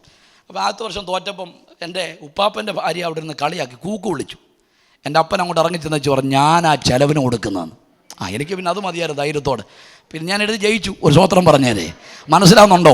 സ്വോത്രം. നമ്മുടെ കൂടെ നിൽക്കുന്നൊരു പാരക്ലിറ്റോസായി, ഒരു മധ്യസ്ഥനായി നമുക്ക് തുണ നിൽക്കുന്ന ഒരുത്തനുണ്ട്. അവനാ നാം ആരാധിക്കുന്നവനായ ദൈവം. നീതി നിഷേധിക്കപ്പെട്ട, തൻ്റെ നിരപരാധിത്വത്തെ ചോദ്യം ചെയ്ത, കയ്യിലിരിപ്പ് കൊണ്ട് ഈ രോഗമുണ്ടായെന്ന് പറഞ്ഞ് ഇയ്യോബിനെ വിമർശിച്ചപ്പോൾ അദ്ദേഹം പറയുക, എനിക്ക് നീതി പറയാൻ ആരുമില്ല, പക്ഷെ അദ്ദേഹം പറയും, എൻ്റെ സാക്ഷി സ്വർഗത്തിലുണ്ട്. സ്വോത്രം. ശരീരത്തിന് ബാധിച്ചിരിക്കുന്ന പരിക്കുകൾ, രോഗമൊക്കെ കണ്ടപ്പോൾ ഭാര്യ ഒരു മരണത്തെക്കുറിച്ച് പറഞ്ഞപ്പോൾ എല്ലാവരും അദ്ദേഹത്തെ വിമർശിച്ചപ്പോൾ ആരും നല്ല വാക്ക് പറയാൻ പോലും അടുത്തില്ലാതിരുന്നപ്പോൾ അടയ്ക്കപ്പെട്ട കണ്ണുകൾ കൊണ്ട് അദ്ദേഹം സ്വർഗത്തിലൊരു വെളിപ്പാട് കണ്ടു. എൻ്റെ കുറ്റത്തെ ഇല്ലായ്മയെ സത്യമായി തെളിയിക്കാൻ എൻ്റെ കൂടെ ആരുമില്ല, ഞാൻ കടന്നു പോകുന്നതിൻ്റെ സത്യസന്ധത പറയാൻ എനിക്കാരുമില്ല. പക്ഷെ അദ്ദേഹം പറഞ്ഞു, ഞാൻ ഉൾപ്പെട്ട് നിൽക്കുന്ന ഈ പ്രപഞ്ചത്തിൽ എനിക്ക് ആരൊക്കെ നീതി നിഷേധിച്ചാലും ഉയരത്തിൽ എനിക്ക് വേണ്ടി ഒരു സാക്ഷി സ്വർഗത്തിലുണ്ട്. എൻ്റെ ജാമ്യക്കാരൻ ഉയരത്തിലുണ്ട്. ആരാണ് സാക്ഷി? കണ്ണുള്ളവനാണ് സാക്ഷി, കണ്ടവനാണ് സാക്ഷി. തിരിച്ചറിയണം, നിനക്ക് സാക്ഷി പറയാൻ ആരുമില്ലെന്ന് പറഞ്ഞാലും നിനക്ക് നല്ലവണ്ണം നിനക്ക് നിന്റെ നിരപരാധിത്വം വെളിപ്പെടുത്തി നിന്റെ മുഖത്തെ ആദരിക്കുന്ന ഒരു സാക്ഷി നിനക്ക് വേണ്ടി സ്വർഗത്തിലുണ്ട്. സ്വോത്രം. ഞാൻ വിഷയത്തിലേക്ക് വരിക. അപ്പോൾ സ്വോത്രം. ഈ പെനിനയ്ക്ക് കുഴപ്പം, എൽക്കാനയ്ക്ക് കുഴപ്പമില്ല. ഇനി അങ്ങനെയുള്ള പെനിനമാർ നിങ്ങളുടെ ജീവിതത്തിലുണ്ടെങ്കിൽ നിങ്ങൾക്ക് സന്തോഷിക്കാൻ ഞാനൊരു ദൂത് വിളിച്ചു പറയാം. പെനിനെ അറിയാത്തൊരു പദ്ധതിക്ക് വേണ്ടി തമ്പുരാൻ ഹന്നയെ മാറ്റി നിർത്തിയിരിക്കുന്നതാണ്. വിശ്വസിക്കാൻ പറ്റുമോ? നിന്നെ കളിയാക്കുന്നവരും കുറ്റപ്പെടുത്തുന്നവരും വിമർശിക്കുന്നവരും ഒക്കെ നിന്റെ ജീവിതത്തിന്റെ പിന്നാമ്പുറങ്ങളിൽ എഴുന്നേറ്റ് വരുമ്പോഴും തൻ്റെ അടുത്തോട് പറയണം, ഇവർക്കും മനസ്സിലാകാത്ത ഒരു പദ്ധതിക്ക് വേണ്ടി തമ്പുരാൻ എന്നെ മാറ്റിവെച്ചിരിക്കുക. പെനിനെ നീ കളിയാക്കിയാലും പെനിനെ നീ കുറ്റപ്പെടുത്തിയാലും നീ ഒരു സത്യം അറിയണം, നീ അറിയാത്ത ഒരു പദ്ധതി ഹന്നയുടെ മേൽ ദൈവത്തിനുണ്ട്. സ്തോത്രം. ഹല്ലേലൂയ. ദൈവത്തെ തള്ളിപ്പറയാതെ തൻ്റെ അടുത്തോട് പറയണം, എൻ്റെ സ്വന്തക്കാർക്കും എൻ്റെ ചാർച്ചക്കാർക്കും അറിയാത്തൊരു പദ്ധതി എൻ്റെ മേലുണ്ട്. ആരൊക്കെ നിൻ്റെ ഇല്ലായ്മയും വല്ലായ്മയും കുറ്റപ്പെടുത്തി കളിയാക്കട്ടെ, നിൻ്റെ ബലഹീനതയെ കളിയാക്കട്ടെ, പക്ഷെ തൻ്റെ അടുത്തോട് പറയണം, അവർക്കൊന്നും പിടികിട്ടാത്ത ഒരു പദ്ധതിക്ക് വേണ്ടി എൻ്റെ ദൈവം എന്നെ മാറ്റിവെച്ചിരിക്കുകയാണ്. അപ്പോൾ ഇത് കണ്ടിട്ട് യേശു ഇങ്ങോട്ട് വന്ന് നിലത്ത് തുപ്പി ചേറ് കുഴച്ച് അവൻ്റെ കണ്ണിൽ പൂശി. സ്വോത്രം. നമ്മളൊന്നും ഇവിടെ ഇല്ലാത്തതിനെ ഞാൻ സ്വോത്രം ചെയ്യുക. അതിൻ്റെ കാരണം നമ്മളൊക്കെ ഉണ്ടായിരുന്ന അന്നേരം കലക്കിക്കൊണ്ട് വരുന്നുണ്ട്. ഒരു കാരണവശാലും കണ്ണിൽ എന്ത് ചെയ്യരുത്, പുരട്ടരുത്. കാരണം ഈ സാധനം എന്നാ ചെളി മാത്രമല്ലല്ലോ, തുപ്പല. ഈ അവനവൻ്റെ തുപ്പൽ അവനവന് നല്ലതാണ്, അതാ വിഴുങ്ങുന്നേ. ഇപ്പം എൻ്റെ തുപ്പൽ നിങ്ങളുടെ ദേഹത്ത് വീടാൻ എങ്ങനെ ഇരിക്കും? പക്ഷേ പുള്ളിയുടെ വായന്ന് എപ്പോഴും തുപ്പൽ, പുള്ളിയെ വൈകിട്ട് നടത്തണം, പൊക്കോളാൻ പറയും. ഈ ബസ്സിലൊക്കെ യാത്ര ചെയ്യുമ്പോൾ ചില പരിസരം മറന്ന് ചില തല വെളിയിലോട്ട് തുപ്പാറുണ്ട്. കാറുകാർക്ക് വലിയ കുഴപ്പമില്ല, വൈപ്പറിട്ട് അത് അങ്ങ് പോവും. ഈ പുറകെ വരുന്ന ബൈക്കുകാരൻ ഗതികേടിന് അവൻ്റെ ഹെൽമെറ്റിൻ്റെ ഗ്ലാസ് കൂടെ പൊക്കി വെച്ചാൽ വരുന്നെങ്കിൽ ഇവൻ കറക്റ്റ് തുപ്പുന്ന ഇവൻ്റെ വായിൽ നിന്ന് ഡയറക്റ്റ് അവൻ്റെ വായിലോട്ട്. നല്ല സാധനമാണെങ്കിൽ വിഴുങ്ങിയങ്ങ് പോത്തേ ഉള്ളൂ. ബൈക്ക് കൊണ്ട് വട്ടം വെച്ചിട്ട് ആരടാ തുപ്പിയെന്ന് ചോദിക്കുന്നതിൻ്റെ കാര്യം, അവനവൻ്റെ തുപ്പൽ അവനവന്, അവനവൻ്റെ തുപ്പൽ അവനവന്. നിങ്ങളങ്ങ് പറ, നല്ലതല്ലേ? അതുകൊണ്ടാണ് വിഴുങ്ങുന്നേ. ഈ കൺകുരു എന്ന് പറഞ്ഞ അസുഖം വരുമ്പോൾ എല്ലാവരും തുപ്പൽ തൊട്ട് വേറെ ആരെങ്കിലും തുപ്പൽ നമ്മുടെ കണ്ണിൽ പറ്റാൻ നമ്മൾ സമ്മതിക്കുമോ? സ്വോത്രം. കളി മാറും. ഞാൻ ചോദിച്ചു, ബർത്തിമായിക്ക് സൗഖ്യം കൊടുത്തപ്പോൾ ഇങ്ങനൊന്നും അല്ലല്ലോ കൊടുത്ത, പൊക്കോ സൗഖ്യമായെന്ന് പറഞ്ഞില്ലേ? ഞാൻ ജീവന് മാത്രം എന്തിനായി തുപ്പൽ കുഴച്ച് ചേറ് കണ്ണിപ്പൂശിയത്? ഞാൻ 2 ദൂത് പറഞ്ഞ് ആ ഭാഗം വിടാം. യേശു പറഞ്ഞു, ഇരിപ്പും ഭാവമൊക്കെ കണ്ടാൽ നമുക്ക് തോന്നും അകത്ത് ഏതാണ്ടൊക്കെ. ഞാൻ നിങ്ങളുടെ കാര്യമല്ല, ഈ പൊട്ടക്കണ്ണൻ്റെ കാര്യമോ പറഞ്ഞു. ഇരിപ്പും ഭാവവും വർത്താനവും സാരിയും ചുരിദാറും പാൻസും ഇതൊക്കെ കണ്ടാൽ തോന്നും അകത്ത് ഏതാണ്ടൊക്കെ. സ്തോത്രം. ഏദൻ പർദീസയിൽ മനുഷ്യനെ ഉണ്ടാക്കാൻ ചേറുകുടയുടെയും ചേറുകുടച്ചത്. ഞാൻ എൻ്റെ വിശ്വാസം പറയുന്നു, ആ ചേറ കണ്ണിപ്പൂശിയപ്പോൾ അകത്തില്ലായിരുന്ന റെറ്റിനെയും കോറിനെയും ലെൻസും എല്ലാം ആ ചേറിനകത്തുണ്ടായിരുന്നെങ്കിൽ ആ കരം ഇന്നു പകലും ഇതിനകത്ത് വ്യാപരിക്കുന്നുണ്ട്. എത്ര പേര് വിശ്വസിക്കുന്നുണ്ട്? നിന്റെ ഇല്ലായ്മകളെ അറിയുന്ന, നിന്റെ പോരായ്മകളെ അറിയുന്ന, നിന്റെ ന്യൂനതകളെ അറിയുന്ന ആ ദൈവത്തിന്റെ കരം ഇന്ന് പകൽ ഇതിനകത്ത് ചലിക്കപ്പെടുന്നുണ്ട്. ആരോട് പങ്കുവയ്ക്കാത്ത ചില ശൂന്യതകൾ അതിനെ മാറ്റാൻ കഴിയുന്ന എന്റെ നാഥന്റെ കരം വെളിപ്പെട്ടു വരികയാ. സന്തോഷത്തോടെ സ്തോത്രം പറ.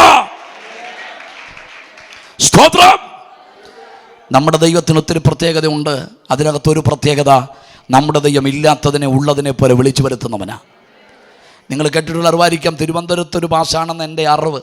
വർഷങ്ങൾക്ക് പുറകിൽ തമിഴ്നാട്ടിൽ ഒരു ശുശ്രൂഷയ്ക്ക് വേണ്ടി കടന്നുപോയി.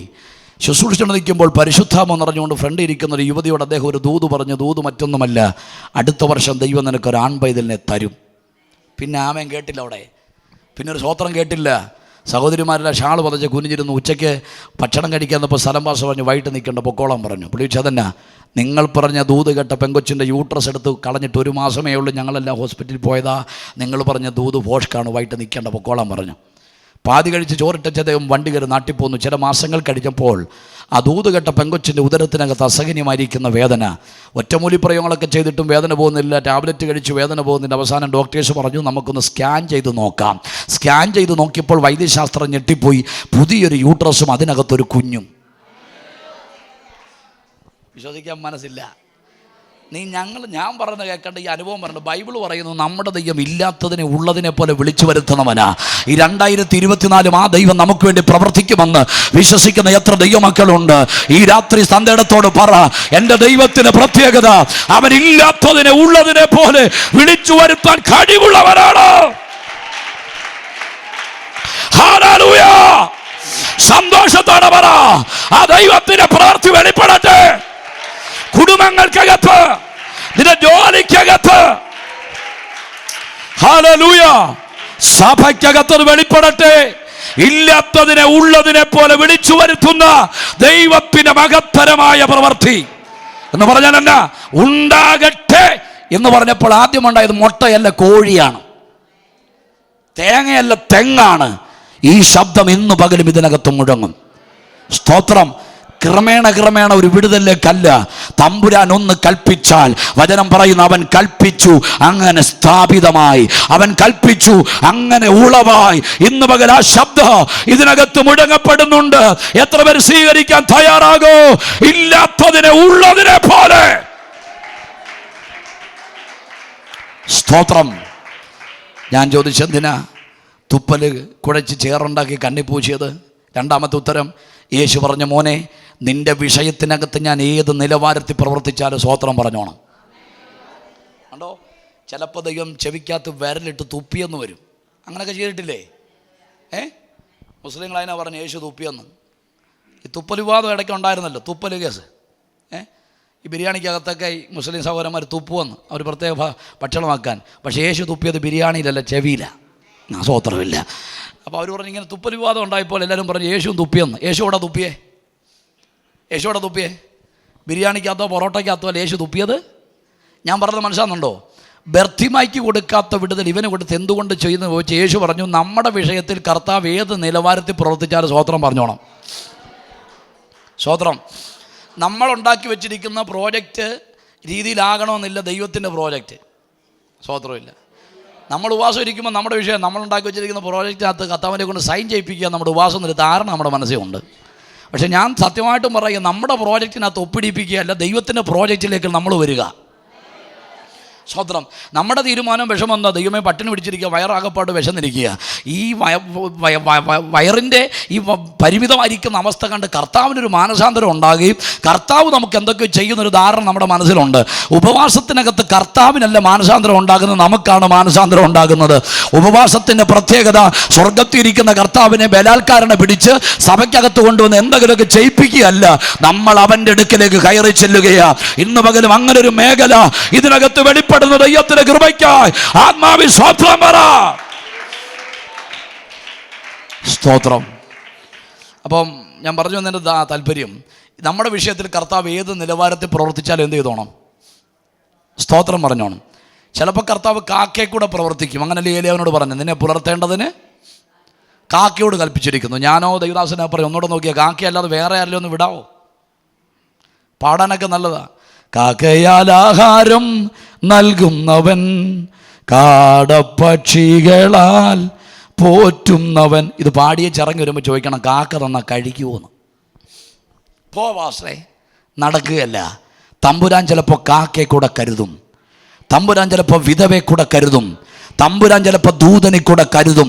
കർത്താവ് ഏത് നിലവാരത്തിൽ കരുതിയാലും സ്തോത്രം.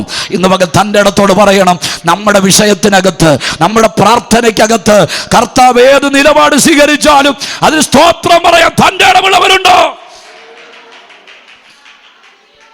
സ്തോത്രം. എൻ്റെ ഇഷ്ടമൊന്നും വേണ്ട പ്രിയനെ, നിൻ്റെ ഇഷ്ടം മതിയെന്നൊക്കെ പാടുകയും പ്രാർത്ഥിക്കുകയും ചെയ്യുന്നവരുടെ പ്രത്യേക ശ്രദ്ധയ്ക്ക്, വില കൊടുക്കാൻ തയ്യാറാകാത്തവൻ പാടുകയും ചെയ്യരുത്, പ്രാർത്ഥിക്കുകയും ചെയ്യരുത്. ദൈവത്തിൻ്റെ ഇഷ്ടം വെളിപ്പെടണമെങ്കിൽ നിന്റെ ഇഷ്ടം തകരപ്പെടണം.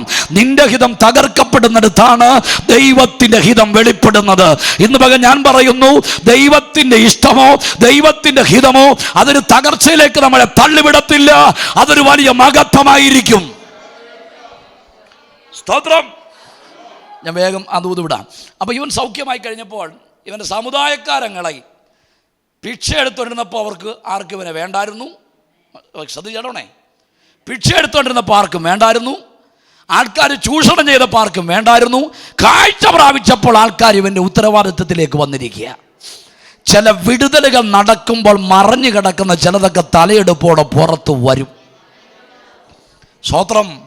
തിരിച്ചറിഞ്ഞോണം, ഇത്ര നാളും നീ ഇങ്ങനെ ഇരിക്കുന്ന ഇരിപ്പിനകത്ത് ആ നാട്ടുകാർക്ക് യാതൊരു കുഴപ്പമില്ല.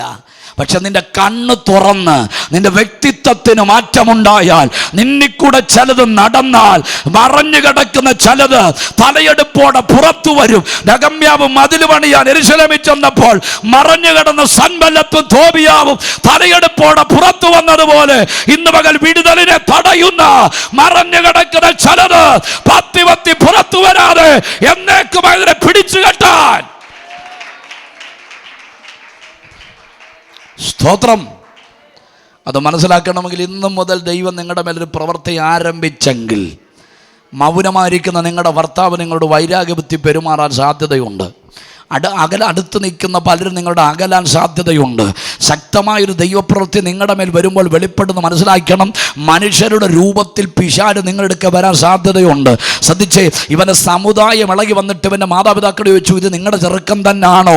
നോക്കൂ, അവർ പറഞ്ഞു അവനതിൻ്റെ പ്രായമുണ്ടല്ലോ, അവനോട് ചോദിക്കുക. നിങ്ങൾ ശ്രദ്ധിക്കണേ, ഒരു മനുഷ്യൻ്റെ മേൽ ദൈവം തൻ്റെ പ്രവൃത്തി ആരംഭിച്ചാൽ ഞാൻ വിശ്വസിക്കുന്നു അവൻ്റെ ആന്തരിക മേഖലകൾക്ക് മാത്രമല്ല അവൻ്റെ ബാഹ്യ മേഖലകൾക്ക് മാറ്റമുണ്ട്. ഇന്ന് മകൻ ആത്മാവിൽ പറ, എന്റെ സൗന്ദര്യത്തെ കെടുത്തിക്കളയുന്ന, എന്റെ ശക്തിയെ ക്ഷയിക്കുന്ന, എന്റെ ബുദ്ധിയെ കെട്ടിക്കളയുന്ന എല്ലാ ഗതികെട്ട വ്യാപാരങ്ങളും ഇന്ന് മകൻ ഇതിനകം കഴിയുന്ന മകനാ. ആള് മാറിയവനെ പോലെ, ആള് മാറിയവനെ പോലെ. യെസ്. ഓ റബൽ ഖമനഗടക ശന്തന, യേശുവിന്റെ നാമത്തിന്റെ ദയ, ആള് മാറിയവനെ പോലെ.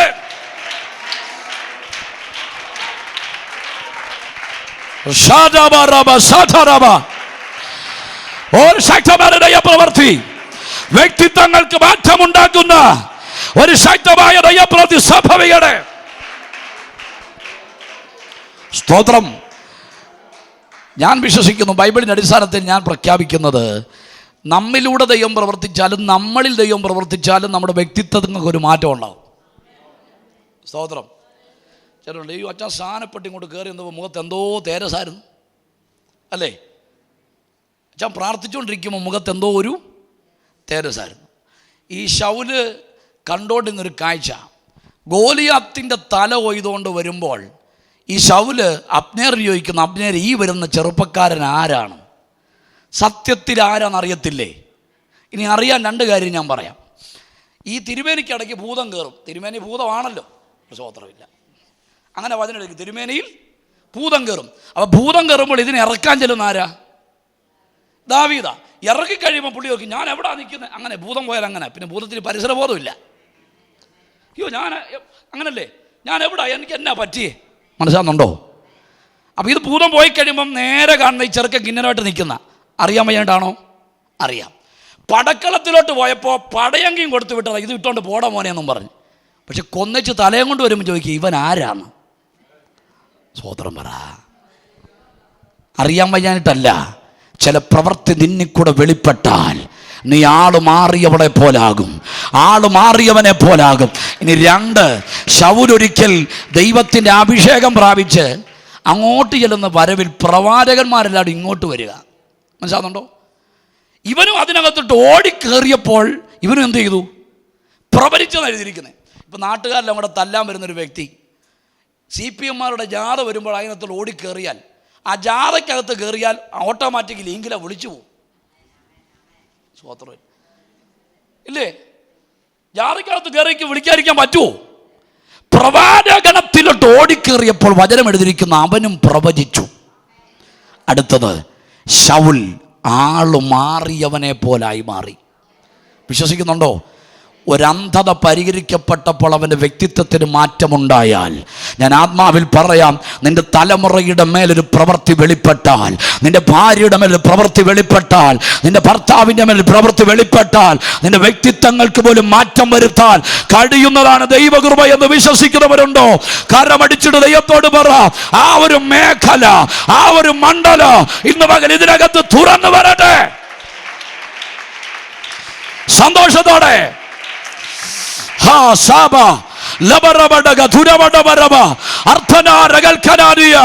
യേശുവിന്റെ നാമത്തിൽ ശാരീരിക ഘടനകളോട് പോരാടുന്ന ചില ദൂഷ്ടാധിപത്യങ്ങൾ ഈ പകൽ ഇതിനകത്ത് തകരട്ടെ.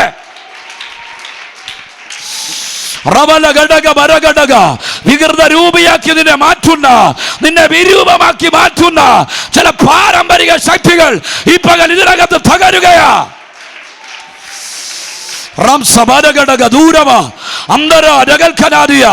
സന്തോഷത്തോടെ കരമടിച്ചിട്ട് പറ, എന്നെ വിരൂപമാക്കുന്ന, എന്റെ കുടുംബത്തെ വിരൂപമാക്കുന്ന, എന്റെ തലമുറ വിരൂപമാക്കുന്ന ചില ഗതികെട്ട വ്യാപാരങ്ങൾ ഈ പകൽ തകരുകയാ.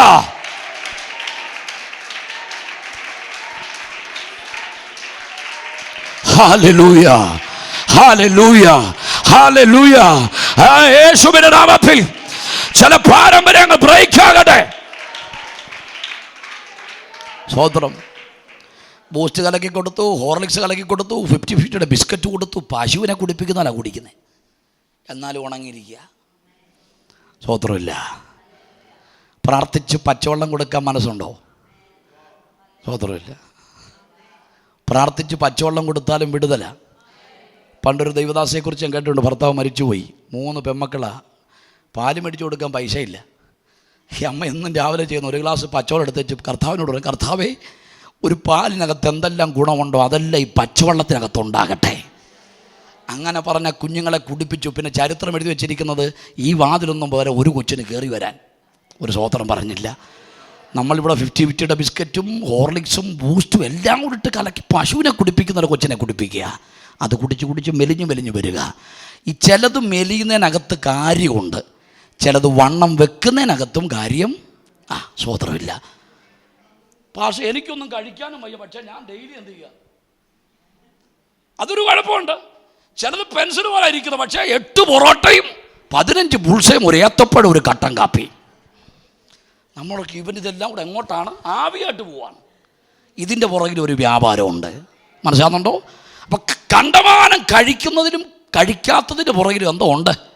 ഞാനീ പറയുന്നൊരു ദൂത ആരൊക്കെ ഇതിനകത്ത് അങ്ങനെ ഉണ്ട്. ദൈവം പറയുന്നു, വിരൂപമാക്കുന്ന ചില മേഖലയെ ഈ ഉപവാസത്തിൽ തമ്പുരാൻ പൊട്ടിക്കാൻ പോകുക യേശുവിൻ്റെ നാമത്തിൽ. ഇന്ന് പകരം സംഭവിക്കട്ടെ.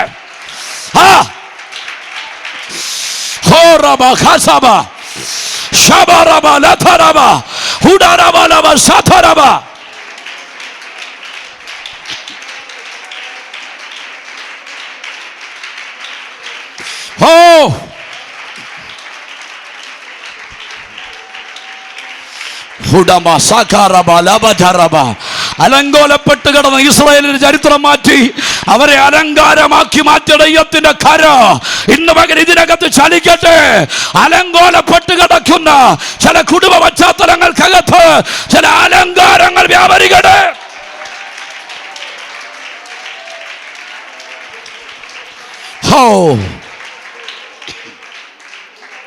സ്വോത്രം. അപ്പം പള്ളിക്കാരെല്ലാം കൂടെ വന്നു. ഞാൻ പറഞ്ഞു കേട്ടോണേ, വെള്ളമടിച്ച് റോഡിൽ കിടന്നപ്പോൾ ഈ പള്ളിക്കാരില്ലായിരുന്നു. കഞ്ചാവ് വലിച്ച് നടന്നപ്പോഴും പള്ളിക്കാരില്ലായിരുന്നു. മനസ്സിലാകുന്നുണ്ടോ? സ്വോത്രം. വിടുതൽ അങ്ങോട്ട് പ്രാപിച്ചപ്പോൾ പള്ളിക്കാരും കമ്മിറ്റിക്കാരും എല്ലാം കയറാനും ഇറങ്ങാനും തുടങ്ങി. നീ എവിടെ പോയാടാ പ്രാർത്ഥിച്ചത്? ആരാ നിനക്ക് വേണ്ടി പ്രാർത്ഥിച്ചത്? അവൻ പറഞ്ഞു, യേശു എന്ന ഉപദേശിയാ. യേശു എന്ന ഇവൻ്റെ പുറകെ വലിയൊരു പള്ളിക്കാരൻ ഇപ്പോൾ ഉണ്ട്. ശ്രദ്ധിച്ചോണേ. അവസാനം യേശു എന്ന് പറഞ്ഞപ്പോൾ അവരങ്ങോട്ട് വല്ലാത്ത വയലൻ്റായിട്ട് അവനെ അവരുടെ പള്ളിക്കകത്തുനിന്ന് ഉന്തി പുറത്ത് കളഞ്ഞു. ഇനി ദൂത് ശ്രദ്ധിക്കണം, യഥാർത്ഥമായ വിടുതൽ പ്രാപിക്കുന്നവൻ എല്ലായിടത്തും നിൽക്കാൻ പറ്റില്ല. ഒന്നുകിൽ അവനെ പുറത്താക്കിയിരിക്കും, അല്ലെ അവൻ പുറത്തായിരിക്കും. സ്വതന്ത്രമില്ല. പണ്ട് ഒരു സാമുദായിക സഭയ്ക്കകത്ത് ഇച്ചിരി പെന്തക്കോസാത്മാവുള്ളൊരു അച്ഛനുണ്ടായിരുന്നു. അപ്പോൾ ഈ തിരുമേനിമാർക്കും ഈ അച്ഛന്മാർക്കൊക്കെ സ്വോത്രം പറഞ്ഞാൽ പ്രസംഗിക്കാൻ ബുദ്ധിമുട്ടാണ്. നമുക്ക് ഈ സ്വോത്രം വന്നില്ല എന്നാ കുഴപ്പം. അപ്പോൾ അടുത്ത ആഴ്ച തിരുമേനി വരുന്നതുകൊണ്ട് ഇടവികാരി പറഞ്ഞു, ഈ പെന്തക്കോസുകാർ സ്വോത്രം പറയുന്ന പോലെ പറയാതിരിക്കാമെങ്കിൽ ഒരു ജോഡി ചെരുപ്പ് മേടിച്ചു തരാമെന്ന്. അപ്പോൾ പുള്ളി ചെരുപ്പ് കിട്ടുന്നിടത്ത് മിണ്ടാതിരുന്ന് തിരുമേനി ഒന്ന് വാക്യമെല്ലാം മാറ്റി പ്രസംഗം അങ്ങോട്ട് തുടങ്ങിയപ്പോൾ വാക്യം അകത്ത് കയറിയാൽ കത്തിയപ്പോൾ ചാടി ഇരുന്നിട്ട് ചെരുപ്പ് കിട്ടിയില്ലാലും വേണ്ടില്ല സ്വോത്രം. മനസ്സിലാകുന്നുണ്ടോ? ഈ ദൈവത്തിൻ്റെ കയ്യൊപ്പ് പതിഞ്ഞാൽ നിനക്കെല്ലായിടത്തും നിൽക്കാൻ പറ്റില്ല, നീ പുറത്ത് വന്നിരിക്കും. അല്ലേ? എത്ര നാളെ കൃപയും വെച്ചോണ്ട് അവിടെ പോയി കുരിശ് വരയ്ക്കുന്നത്? സ്വോത്രമില്ല. നമ്മൾ ഈ പെന്തക്കോസുകാരെ ഇപ്പം നാട്ടുകാർ പെന്തോന്നാണ് വിളിക്കുന്നത്, അങ്ങനല്ലേ? പെന്തോ. അപ്പം നമ്മൾ തിരിച്ച് കത്തോലിക്കരെ കത്തോന്ന് വിളിക്കുക. പക്ഷെ നമ്മൾ ഒന്നീ പെന്തോ ആയിരിക്കണം, അല്ലെ കത്തോ.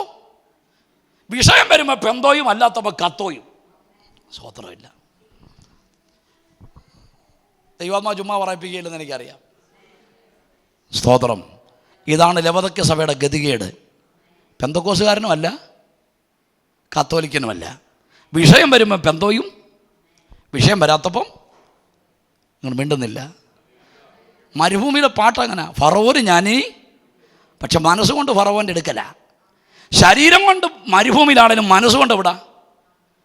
മിസ്രൈമില്ല. അതുകൊണ്ടാണ് പറഞ്ഞത് മിസ്രൈമിലെ ചിറ്റുള്ളി, വെള്ളരിക്ക, മത്തങ്ങ. അപ്പം മിസ്രൈമിലെ വെള്ളരിക്ക വെജിറ്റബിൾ. അടുത്തത് മിസ്രൈമിലെ ഇറച്ചി കലങ്ങളുടെ അടുക്കലിരുന്നു. അപ്പം മിസ്രൈമിലെ കലം. ചെങ്കടൻ്റെ കര വന്നപ്പോൾ മിസ്രൈമിലെ സെമിത്തേരി. അതാ അവിടെ എന്നോ സെമിത്തേരി ആയിരുന്നു, ഇവിടെ സെമിത്തേരി ഇല്ല, ആരുമില്ല. അങ്ങനല്ലേ? ഈ പുതിയതായിട്ട് ആരാധനയ്ക്ക് വരുന്നവർക്ക് ആദ്യം വരേണ്ട ഹോൾ ഉണ്ടോയെന്നല്ല, സെല്ലുണ്ടോന്നാ. ഈ സെല്ല് ചോദിച്ച് വരുന്നവർക്ക് ദയവായിട്ട് സഭ മെമ്പർഷിപ്പ് കൊടുക്കരുത്, മരിക്കാൻ വരുന്ന സാധനങ്ങളാണ്. അപ്പം മിസ്രൈമിലെ പല ആശയങ്ങളും അകത്ത് വന്നതിൻ്റെ കാര്യം എന്നാ? ശരീരം കൊണ്ട് മിസ്രൈം ഇട്ടെങ്കിലും മനസ്സുകൊണ്ട് എവിടാ? അത് ഇടയ്ക്ക് കയറി വരുന്നത്. ഞങ്ങളുടെ കുടുംബത്തിൽ തിരുമേനിമാരുണ്ടായിരുന്നു, ഞങ്ങളുടെ കുടുംബത്തിൽ അച്ഛന്മാർ. ഈ അച്ഛന്മാരില്ലാത്ത ഏത് കുടുംബത്തിൽ? എനിക്കും എൻ്റെ കുടുംബത്തിൽ അച്ഛനുണ്ട്, എൻ്റെ അപ്പൻ. സ്തോത്രം. വെറുതായുള്ള പാരമ്പര്യത്തിനകത്തുള്ള അഭിമാനം അവസാനിപ്പിക്കണം. സ്നാനപ്പെട്ട് കയത്തിന് കയറി വരുന്ന യഹൂദന്മാരോട് യോഹന്നാൻ സ്നാപകൻ പറഞ്ഞൊരു കാര്യമുണ്ട്, അബ്രഹാം പിതാവാൻ ഉള്ളുകൊണ്ട് പറയാൻ തുനിയരുത്. പാരമ്പര്യം കൊണ്ട് സ്വർഗം കിട്ടത്തില്ല, പാരമ്പര്യം കൊണ്ട് നിത്യത കിട്ടത്തില്ല. ഇന്ന് മകൾ പ്രശംസിക്കുന്നവർ കർത്താവിൽ പ്രശംസിക്കട്ടെ. ഹല്ലേലൂയ. സ്തോത്രം. പ്രശംസിക്കുന്നവനോട് പ്രശംസിക്കണം, കർത്താവിൽ പ്രശംസിക്കണം. സ്തോത്രം. ഏറ്റവും വലിയ പ്രശംസക്കാരാണ് യഹൂദന്മാര്. ഗലാത്യ ലേഖനം 6-ാം അധ്യായത്തിലേക്ക് വരുമ്പോൾ ആ ഒരു പശ്ചാത്തലത്തിൽ നിന്നുകൊണ്ട് പൗലോസ് പറഞ്ഞു, എനിക്കോ നമ്മുടെ കർത്താവായ യേശുവിൻ്റെ ക്രൂശിലല്ലാതെ പ്രശംസിപ്പാൻ ഇടവരരുത്. ഞാൻ ചോദിച്ചു, പൗലോസ് ഈ വാക്യത്തിൻ്റെ അർത്ഥം എന്നാ? പൗലോസ് പറഞ്ഞു, ഞാനൊരു യഹൂദനാണ്. യഹൂദനും എൻ്റെ പള്ളിയും ദേശവും പിതാക്കന്മാരും കല്ലറയും ഒരു അഭിമാനമാണ്. സ്വന്തം ദേശം അവനൊരു വികാരമാണ്. മനസ്സിലാകുന്നുണ്ടോ? സ്വന്തം പിതൃപാരമ്പര്യങ്ങൾ അവർക്കൊരു വികാരമാണ്. അവർ ശരീരത്തിനേറ്റിരിക്കുന്ന പരിച്ഛേദന അവരുടെ അഭിമാനമാണ്. പരിച്ഛേദനവാദികളോട് പൗലോസ് പറഞ്ഞു, നിങ്ങളെപ്പോൾ എട്ടാം നാളിൽ പരിച്ഛേദന ഏറ്റവനാ ഞാൻ. എബ്രായൻ ജനിച്ച എബ്രായനാ ഞാൻ. അബ്രഹാമിന്റെ സന്താനമായിരിക്കുന്ന ഇസ്മായേലിനെ പോലെ 13-ാമത്തെ വയസ്സിലല്ല, ദൈവമാക്കി വെച്ച പ്രമാണമായ 8-ാം നാളിൽ പരിച്ഛേദനയേറ്റവനാ. അപ്പോൾ യഹൂദന്മാർ പരിച്ഛേദനയ്ക്കകത്ത് പ്രശംസിച്ചപ്പോൾ പൗലോസ് പറഞ്ഞു, ഞാനും നിങ്ങളെപ്പോലെ പരിച്ഛേദനയേറ്റവൻ. എനിക്ക് പക്ഷേ പ്രശംസിക്കാനുള്ളത് ഞാൻ ഏറ്റ പരിച്ഛേദനയിലല്ല, യേശുവിൻ്റെ ക്രൂശിലാണ്. ഞാൻ ചോദിച്ചു, എന്താ അതിൻ്റെ കാര്യം? പൗലോസ് പറയുന്നു, പരിച്ഛേദന വരുത്തുന്നൊരു മുറിവുണ്ട്. പരിച്ഛേദന വരുത്തുന്ന മുറിവിനേക്കാൾ ശ്രേഷ്ഠമാണ് കാൽവറിയിൽ എൻ്റെ പാപത്തിന് വേണ്ടി യേശു ഏറ്റ മുറിവ്. ഹല്ലേലൂയ. പൗലോസ് പറയുന്നു, ഞാൻ ചോദിച്ചു എന്താ ക്രൂശ് ഇത്ര മഹത്വം? അദ്ദേഹം പറയുന്നു, പരിച്ഛേദന പുറത്തു കൊണ്ടുവരുന്ന ഒരു വേദനയുണ്ട്.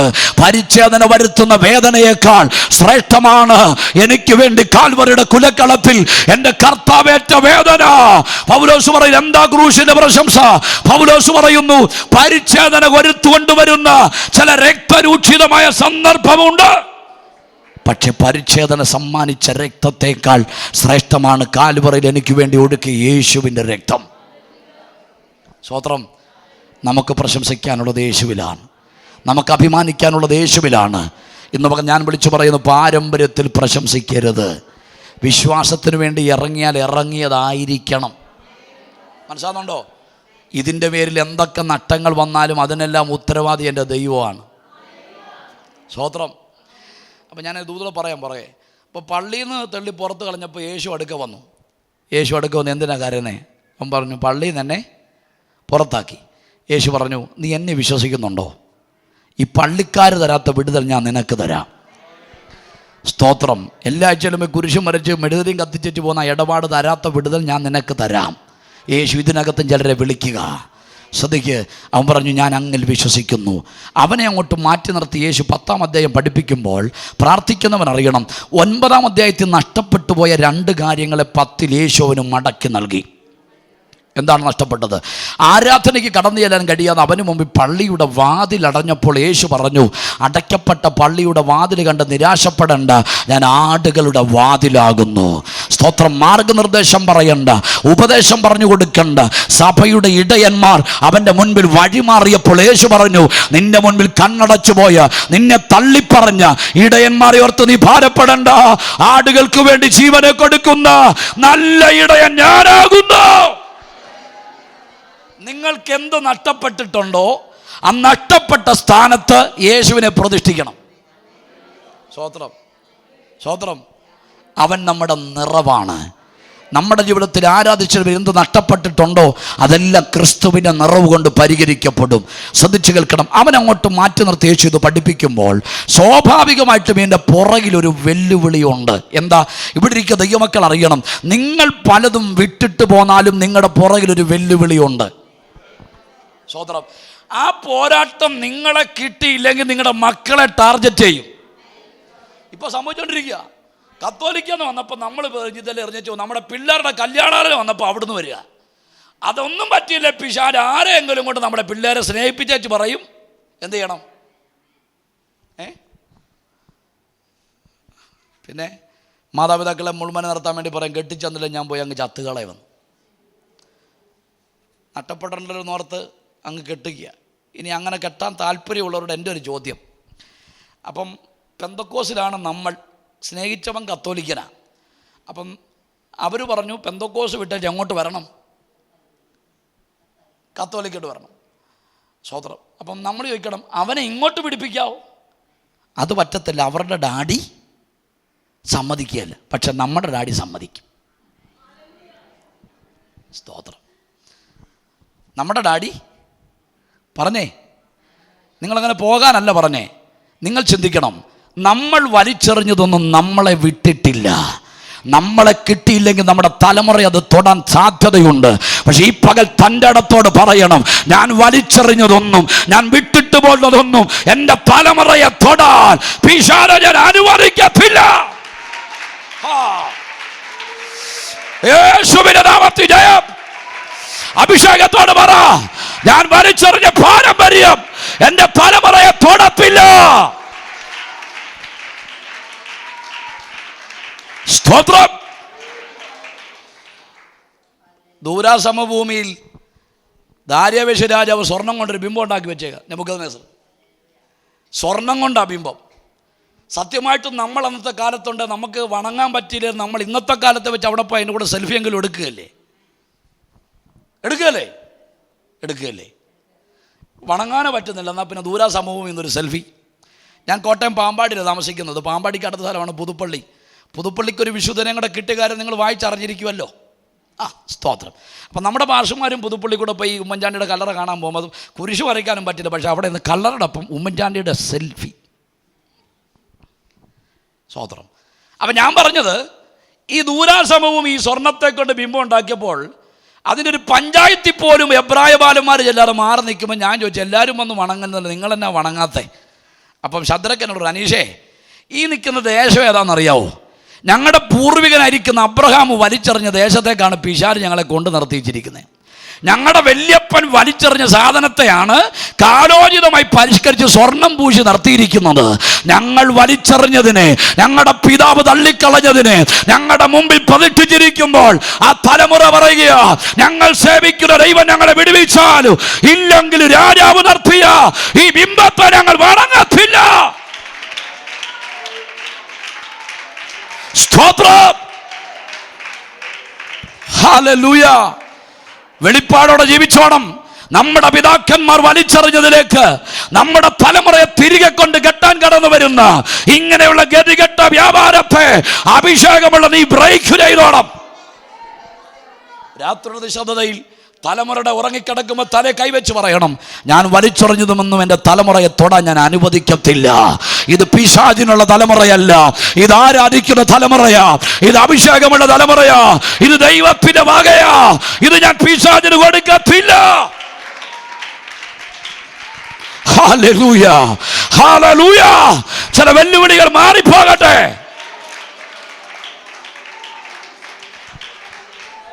സ്തോത്രം. തുറന്ന കണ്ണുകൊണ്ടും തുറന്ന ചെവിയോടും ജീവിക്കുന്ന ഒരു പ്രസംഗനാണ് ഞാൻ. കണ്ടും കേട്ടും വന്നതിൻ്റെയൊക്കെ ഒരു ചിന്തയാണ് ഞാൻ ഈ പറഞ്ഞത്. പിതാക്കന്മാർ വലിച്ചെറിഞ്ഞിലേക്കും പല തലമുറകളിൽ നിന്ന് തിരികെ പോയിരിക്കുക. എവിടെയോ പരാജയങ്ങൾ പറ്റിപ്പോയി. ഒന്നും പ്രാർത്ഥിച്ചില്ലെങ്കിലും നിൻ്റെ തലമുറ ഇന്ത്യയെ ഭരിച്ചില്ലെങ്കിലും പ്രാർത്ഥിച്ചോണം നിൻ്റെ തലമുറ കൃപയ്ക്കകത്ത് നിൽക്കാൻ.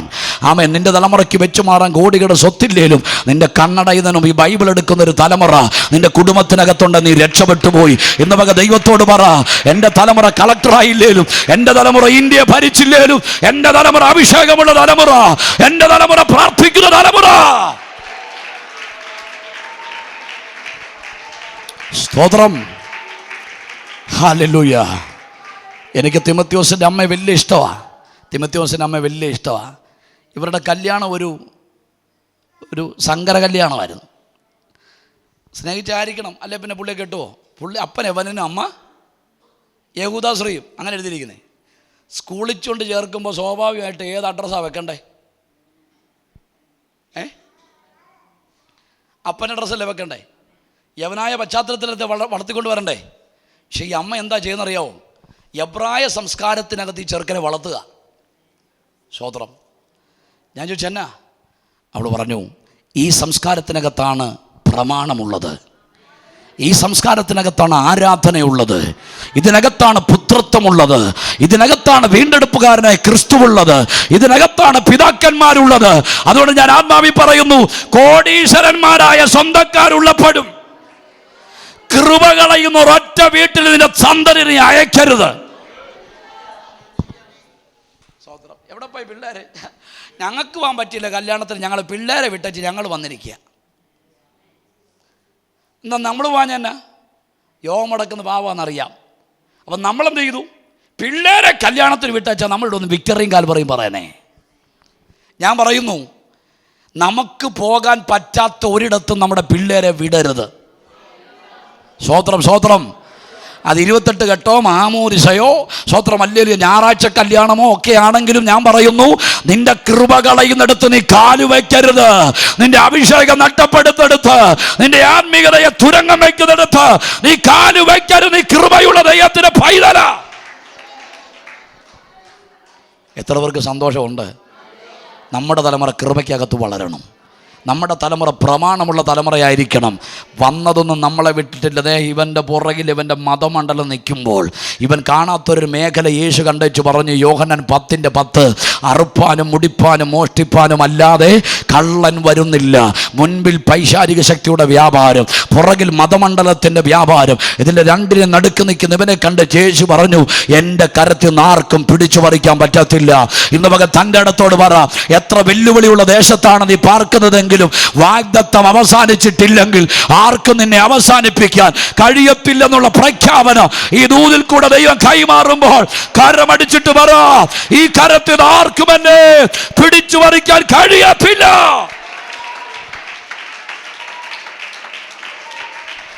Hallelujah, hallelujah. പല പ്രതിസന്ധികളും ബാക്കി വെച്ചതല്ല. തൻ്റെ അടുത്തോട് പറയണം, എൻ്റെ മേലുള്ള വാഗ്ദത്തം തീരാത്തത് കൊണ്ടാണ് ഞാൻ അവസാനിക്കാതിരുന്നത്. അതിനുപോൽബലകമായി വെളിച്ചം വീശുന്ന ശക്തമായ ദൂത ഒന്നും പ്രാർത്ഥിച്ചല്ലോ, വചനത്തെ തൊട്ട് പറ, ആരൊക്കെ എന്നെ അവസാനിപ്പിക്കാൻ അണിയറയിൽ ആയുധത്തിന് മൂർച്ച കൂട്ടിയാലും ആരൊക്കെ നിന്റെ അന്ത്യം കൊതിച്ചാലും ദൈവത്തിൻ്റെ കരത്തിൽ നിന്ന് പിടിച്ചു പറിക്കാൻ ഒരു ശക്തിയെയും എൻ്റെ ദൈവം അനുവദിക്കത്തില്ല. ഹല്ലേലൂയ. വത്സല്യ സഹോദരന്മാരെ, ഓടിച്ച വണ്ടിക്ക് ബ്രേക്ക് ഉള്ളത് കൊണ്ടല്ല നിങ്ങൾ പല ആക്സിഡൻറ്റിൽ നിന്ന് രക്ഷപ്പെട്ടത്. കടിക്കുന്ന പട്ടി വീട്ടിലുണ്ടെന്ന് എഴുതി വെച്ചത് കൊണ്ടല്ല നിന്റെ വീട്ടിനകത്തൊരു നിലവിളി ഉയരാതിരുന്നത്. ഞാൻ ഉറക്കെ സസന്നിഗ്ധമായി പറയാം, ഈ കരത്തിൽ നിന്ന് പിടിച്ചു പറിക്കാൻ പറ്റാത്ത നിലയിൽ എൻ്റെ തമ്പുരാൻ നിന്നെ മറച്ചതാ. നീ ഇവിടെ പ്രാർത്ഥിക്കുമ്പോൾ, ഇവിടെ ആരാധിക്കുമ്പോൾ നിന്റെ തലമുറ വിദേശത്തും അന്യ സ്റ്റേറ്റിലും ആകാം. അശുദ്ധ ബന്ധങ്ങൾക്ക്, ദുഷ്ട കൂട്ടുകൾക്ക് പിടിച്ചു പറിക്കാൻ പറ്റാത്ത നിലയിൽ നിന്റെ തലമുറയെ മറയ്ക്കാൻ എൻ്റെ ദൈവത്തിന് കഴിയുമെന്ന് ഞാൻ ആത്മാവിൽ പറഞ്ഞാൽ എത്ര വിശ്വസിച്ചുകൊണ്ട് പറയൂ, ആ കരം ഇന്ന് പകരം ഇതിനകത്ത് വെളിപ്പെടുകയാ. ഹല്ലേലൂയ. ഈ കരം മോശയുടെ മേൽ വ്യാപരിച്ചു എന്നാണ് നമ്മൾ വായിച്ചത്. യെശയ്യാ 63:12. സന്ദർഭം ഇവിടെയാണ്.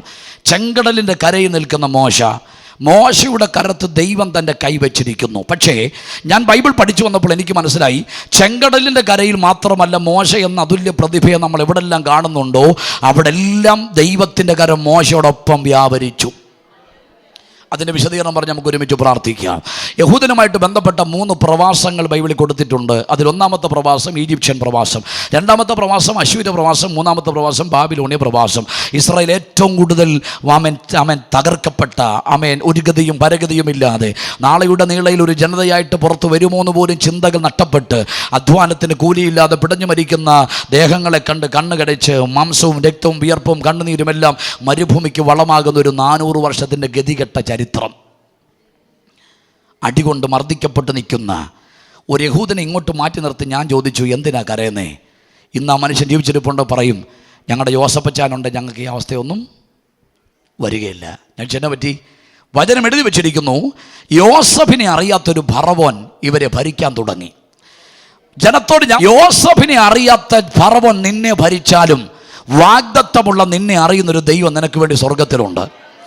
അവിടെ ദൈവമക്കൾ ഉറപ്പ് പ്രാപിച്ചോളാം. ഒരു പഞ്ചായത്ത് മെമ്പർ നിന്നെ പരിഗണിച്ചില്ലേലും, ഒരു വില്ലേജ് ഓഫീസർ നിന്നെ പരിഗണിച്ചില്ലേലും നിന്നെ പരിഗണിക്കുന്നൊരു സ്വർഗം നിനക്ക് വേണ്ടി സ്വർഗത്തിലുണ്ട്. സ്വത്രം. നിന്റെ വിഷയത്തിനകത്ത് ഗവൺമെൻറ് നടപടികൾ സ്വീകരിച്ചില്ലേലും, ഒരു പോലീസ് നിനക്ക് വേണ്ടി വാദിച്ചില്ലേലും നിനക്ക് വേണ്ടി ഒരു കോടതി സ്വർഗത്തിലുണ്ട്. വാഗ്ദത്തമുള്ളവൻ അറിയണം, എത്ര യോസഫുമാരും മരിച്ചു മാറിയാലും വാഗ്ദത്തമുള്ള നിന്നെ അറിയുന്ന ഒരു ദൈവം നിനക്ക് വേണ്ടി സ്വർഗത്തിലുണ്ട്. ഇനി എന്ത് ശ്രദ്ധിച്ചു വെക്കണേ, നമ്മുടെ മേലുള്ള വാഗ്ദത്തം ശക്തമാണെങ്കിൽ നമ്മളോടുള്ള പ്രലോഭനങ്ങൾ ശക്തമായിരിക്കും. നമ്മുടെ മേലുള്ള വാഗ്ദത്തം ശക്തമാണെങ്കിൽ നമ്മുടെ മേലുള്ള പ്രതിസന്ധികളും ശക്തമായിരിക്കും. ഈ രണ്ട് ചിന്ത ശ്രദ്ധിച്ചു കേട്ടോണം. വാഗ്ദത്തം ശക്തമാണെങ്കിൽ പ്രലോഭനങ്ങൾ ശക്തമാണ്. വാഗ്ദത്തം ശക്തമാണെങ്കിൽ പ്രതിസന്ധികളും ശക്തമാണ്. സ്വതന്ത്രം. സ്നാനപ്പെട്ട ശേഷമാണോ പ്രലോഭനങ്ങൾ കൂടിയത്? സ്നാനപ്പെടുന്നതിന് മുമ്പായിരുന്നു. സ്നാനപ്പെടുന്നതിന് മുമ്പ് ഒരു മനുഷ്യനും പോലും കള്ളു കുടിക്കാൻ വിളിക്കത്തില്ലായിരുന്നു. ഇപ്പം ഓഫറുകളാണ്. സ്വതന്ത്രമില്ല. ഞാൻ പറഞ്ഞു ശരിയല്ലേ? എന്ന് സ്നാനപ്പെട്ട് സ്നാനക്കുളത്തിൽ നിന്ന് കയറിയോ അന്ന് പ്രലോഭനങ്ങളൊക്കെ. ഒരു പ്രലോഭനം ഇല്ലാത്തിരുന്ന് കയ്യെടുത്ത് സ്വതന്ത്രം പറഞ്ഞേ. ഈ പ്രലോഭനം എന്ന് പറയുമ്പോൾ നിങ്ങൾ എല്ലാം ഈ തെറ്റായ ചിന്ത ചിന്തിക്കരുത്. എല്ലാം അത് മാത്രമല്ല പ്രലോഭനം, ഒത്തിരി കാര്യങ്ങളുണ്ട്. നമ്മളെ കൃപയെന്ന് വീഴ്ത്തിക്കളയാൻ ശ്രമിക്കുന്ന എല്ലാം പ്രലോഭനത്തിന് പറ്റുകപ്പെടുന്ന. എന്തുകൊണ്ട് ഈ പ്രലോഭനങ്ങൾ നിൻ്റെ ജീവിതത്തിന് നേരെ മാത്രം വരുന്നു എന്ന് ചോദിച്ചാൽ ഉത്തരം വ്യക്തമാണ്. നിൻ്റെ മേലുള്ള വാഗ്ദത്തം ശക്തമാണ്. അപ്പോൾ വാഗ്ദത്തം ശക്തമാണെങ്കിൽ പ്രലോഭനങ്ങളും ശക്തമായിരിക്കും. എന്തുകൊണ്ട്?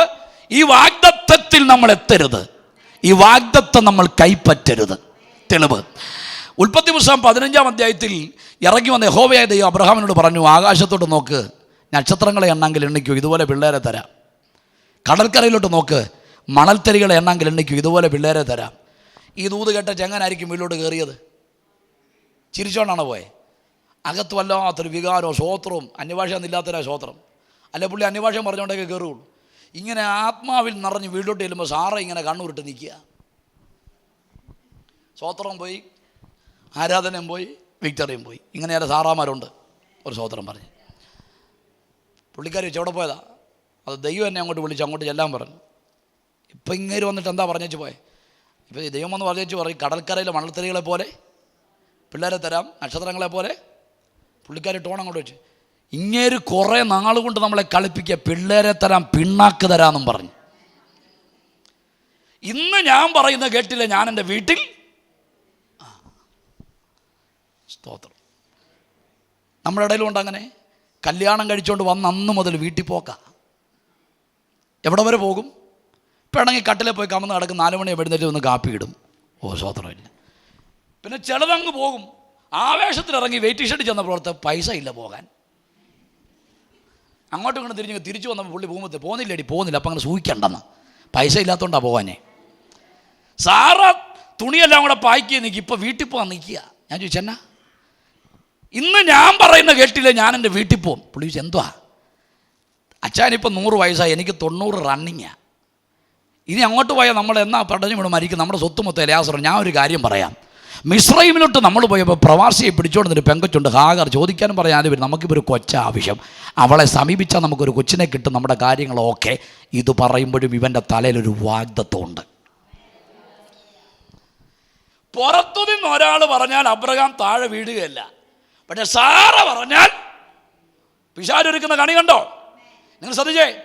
ഇതങ്ങോട്ട് അല്പനിമിഷം ദൈവം പറഞ്ഞ വാഗ്ദത്തത്തിന് ചൂടാറുന്നതിന് മുൻപ് സാറ പറഞ്ഞ പ്രലോഭനത്തിന് വാക്ക് കേട്ടുകൊണ്ട് ഹാഗാറിനെ സമീപിച്ച ഒരു കൊച്ചിനെ കിട്ടിയപ്പോൾ ഈ പുള്ളിയുടെ സ്വഭാവം അങ്ങ് മാറിക്കഴിഞ്ഞിട്ട് കർത്താവിന് ട്യൂഷൻ എടുത്തിട്ട് പറയുക, ഇവൻ നിന്റെ മുൻപാകെ ജീവിച്ചിരുന്നാൽ മതിയെന്ന്. ആര്? ഇശ്മായേൽ. സത്യത്തിൽ ദൈവം അബ്രഹാമിന് കൊടുക്കാനിരുന്നത് ഇശ്മായേൽ അല്ല, ഇസഹാക്കാണ്. സ്വത്രം.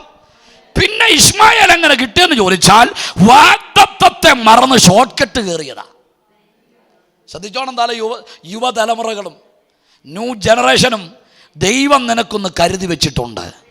ദൈവം നിനക്ക് വേണ്ടി ഒന്ന് മാറ്റി വെച്ചിട്ടുണ്ട്. സ്വന്തം കഴിവിലും ബുദ്ധിയിലും ഊന്നി നീ ഷോർട്ട് കട്ട് കയറരുത്. വാഗ്ദത്തം ചെയ്തവൻ വിശ്വസ്തനാണ്. സ്തോത്രം.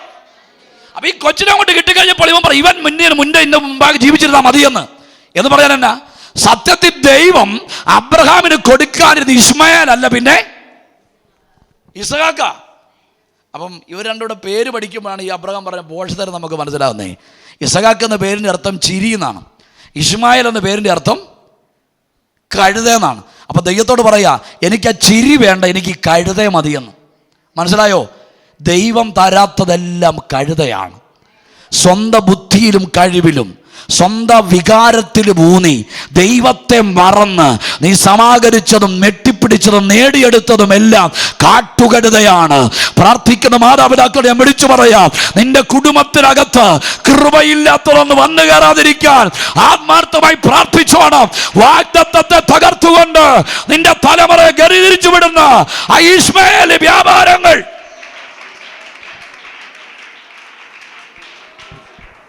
സ്വത്രം. വാഗ്ദത്തത്തെ മറന്നുകൊണ്ട് ഷോർട്ട് കട്ട് കയറരുത്. ദൈവം നിന്നോട് ദൂത് പറഞ്ഞിട്ടുണ്ട്, ദൈവം നിവർത്തിപ്പാൻ ശക്തനാ. വാഗ്ദത്തം ശക്തമാണെങ്കിൽ പ്രലോഭനങ്ങളും ശക്തമായിരിക്കും. തീർന്നില്ല. എന്താ ഈ മിസ്രൈം കടന്ന് ഇസ്രായേൽ ഇങ്ങോട്ട് വരുമ്പോൾ യോർദാന്റെ ഇക്കരെ വന്നപ്പോൾ 2.5 ഗോത്രം മോശയോട് പറഞ്ഞു, ഞങ്ങൾ അക്കരയ്ക്ക് വരുന്നില്ല. ഇറങ്ങിയപ്പോൾ എന്നെ പാട്ടായിരുന്നു. എന്നെ പാട്ടാ? അക്കരയ്ക്ക് യാത്ര ചെയ്യും. എങ്ങോട്ട് പോകാൻ ഇറങ്ങിയതാ? എൻ്റെ ദേശം ഇവിടെ, എൻ്റെ ദേശം അക്കരയാണെന്ന് പറഞ്ഞ പാട്ട്, ഗംഭീര പാട്ട്. മിര്യാമൊക്കെ തപ്പെടുത്തങ്ങ് ഉറഞ്ഞു തുള്ളുകായിരുന്നു. പക്ഷേ യോർദാൻ്റെ ഇക്കര വന്നപ്പോൾ 2.5 ഗോത്രം പറഞ്ഞ് ഞങ്ങൾ അക്കരയ്ക്ക് വരുന്നില്ലെന്ന്. മോശ എന്നാ കാര്യം? ഞങ്ങൾക്ക് 10 ആടുണ്ട്, അതിന് പറ്റിയ പുല്ല് ഇവിടെ ഉണ്ട്, അതുകൊണ്ട് ഞങ്ങൾ അക്കരയ്ക്ക് വരുന്നില്ല. വാഗ്ദത്തം അക്കരെ കിടക്കുമ്പോൾ 2.5 ഗോത്രത്തെ പിശാച് ഇക്കരെ കെട്ടി. വാഗ്ദത്തം ശക്തമാണെങ്കിൽ പ്രലോഭനങ്ങൾ ശക്തമായിരിക്കും. നിൻ്റെ ബുദ്ധിക്കും നിൻ്റെ കുടുംബ പശ്ചാത്തലത്തിനും നിൻ്റെ വിദ്യാഭ്യാസത്തിനും ഉന്നതമായ ചില ഇടപാടുകൾ, ചില ബന്ധങ്ങൾ നിനക്കെതിരെ വരുമ്പോൾ നീ പ്രാർത്ഥിച്ച് നോക്കണം. ഇത് നിന്നെ കൃപയെന്ന് തകർക്കാനാണോ? ദൈവം പറഞ്ഞ വാഗ്ദത്തത്തിൽ നിന്ന് തള്ളിക്കളയാനാണോ? ഇന്ന് പകൽ നിലമ്പാട് വീണിട്ട് വിളിച്ചു പറയണം, തലമുടി നരച്ചാലും കണ്ണ് കുടിഞ്ഞാലും എനിക്ക് വിശ്വാസമുണ്ട്, എന്നോട് പറഞ്ഞ വാഗ്ദത്തത്തെ ദൈവം നിവർത്തിച്ചു തരും. കാരണം എൻ്റെ ദൈവം വാഗ്ദത്തങ്ങളിൽ വിശ്വസ്തനാണ്. 2, വാഗ്ദത്തം ശക്തമാണെങ്കിൽ പ്രതികൂലങ്ങളും ശക്തമായിരിക്കും. ഏതാണ്ട് 400 വർഷത്തിൻ്റെ ഭീവത്സമായിരിക്കുന്ന ഈ സാഹചര്യങ്ങൾക്കകത്ത്, ഫറവോൻ്റെ ഭരണ സംവിധാനങ്ങൾക്കകത്ത് ഭയത്തോടെ നിരാശയോടെ കഴിഞ്ഞുകൂടുമ്പോഴും ഈ ജനത്തിന് തിരിച്ച് ഫറവോനോടൊന്നും പറയാൻ പറ്റിയില്ലെങ്കിലും നിങ്ങൾ ശ്രദ്ധിക്കേണ്ട ഒരു വസ്തുതയുണ്ട്. ഈ ജനം കണ്ണുനീരുകൾ കൊണ്ട് ദൈവത്തോട് പ്രതികരിച്ചു. ഞാൻ ദൂത് പറയാം, ഒരു കഴിവുമില്ലെങ്കിലും കരയുന്ന 2 കണ്ണും മടങ്ങിയ 2 മുഴങ്കാലും തകർന്നൊരു ഹൃദയമുണ്ടെങ്കിൽ നീ രക്ഷപ്പെട്ടു. സ്തോത്രം. എഴുതുന്നവരുണ്ട്, എഴുതി വെച്ചോണം. കരയുന്ന 2 കണ്ണ്, മടങ്ങിയ 2 മുഴങ്കാല്, തകർന്നൊരു ഹൃദയമുണ്ടെങ്കിൽ ഇന്നത്തെ കെടുതികളെല്ലാം നിന്റെ പ്രാർത്ഥനയെ മാറും. ഇന്ന് ദൈവത്തോട് വിളിച്ചു പറയണം, മറ്റൊന്നും എനിക്ക് കിട്ടിയില്ലേലും കരയുന്ന 2 കണ്ണെനിക്കുണ്ടാകട്ടെ, തകർന്നൊരു ഹൃദയമുണ്ടാകട്ടെ. ആര് കൊതിക്കുമത്? ആര് പ്രാർത്ഥിക്കുമത്? കർത്താവേ, കരയുന്ന 2 കണ്ണെനിക്ക് വേണം. പറഞ്ഞ മനസ്സിലുണ്ടോ? കൈകെട്ടി മറിഞ്ഞ് ആരാധിച്ചു പോകുന്നതിനേക്കാൾ, 1000 വാക്ക് പറഞ്ഞ് പ്രാർത്ഥിക്കുന്നതിനേക്കാൾ നിന്നെ കണ്ണിക്കൂടെ ഒഴുകുന്ന ഒരു കണ്ണുനീര് മതി 100 വിഷയത്തിന് വിടുതലുണ്ടാകാൻ. അതുകൊണ്ട് തിരിച്ചു പറയണം, എൻ്റെ കണ്ണുനീരൊരു പരാജയമല്ല, എൻ്റെ കണ്ണുനീരൊരു ദുരന്തമല്ല. ഇവിടുത്തെ വൈദ്യശാസ്ത്രം കണ്ണുനീരിന് ശാസ്ത്രീയത കൽപ്പിക്കുമ്പോൾ ബൈബിൾ കണ്ണുനീരിനൊരു ആത്മീയത കൽപ്പിക്കുന്നു. എന്താണ് ആത്മീയത? വചനം പറയുന്നു, കണ്ണുനീരോടെ വിതയ്ക്കുന്നവൻ ആർപ്പോടെ കൊയ്യും. സ്തോത്രം. എന്താ പ്രിയരെ കരയാൻ പറ്റാത്തേ? എന്താ കരയാൻ പറ്റാത്തേ? മനസാക്ഷി തഴമ്പിച്ചവർക്ക് കരയാൻ പറ്റില്ല. ഇന്നത്തെ പുതിയ ദൈവശാസ്ത്രമൊക്കെ കരയുണ്ടെന്നാണ് പഠിപ്പിക്കുന്നത്. ഇനി 1000കണക്കിന് ആൾക്കാർ പ്രബന്ധം എഴുതിയാലും ഞാൻ കരയും, എൻ്റെ കർത്താവ് കരഞ്ഞവനാ. ഇന്ന് പകൽ തിരിച്ചറിയണം, ഗത്സമനയുടെ അരണ്ട വെളിച്ചത്തിൽ ഉണ്ടു കിടന്ന് കരഞ്ഞു പ്രാർത്ഥിച്ചതെന്താ? നാളെ വെളിപ്പെടാൻ പോകുന്ന ക്രൂശിനെ ജയിക്കണമെങ്കിൽ ഇന്നേ കരഞ്ഞു തുടങ്ങണം. ഇതിനകത്ത് കരയുന്നവരോട് ഞാൻ പറയുന്നു, നിന്റെ കരച്ചിലൊരു പരാജയമല്ല, നിന്റെ നിലവിളി ഒരു തോൽവിയല്ല. കണ്ണുനീരിന് മറികടക്കാത്തൊരു ദൈവമുണ്ട്.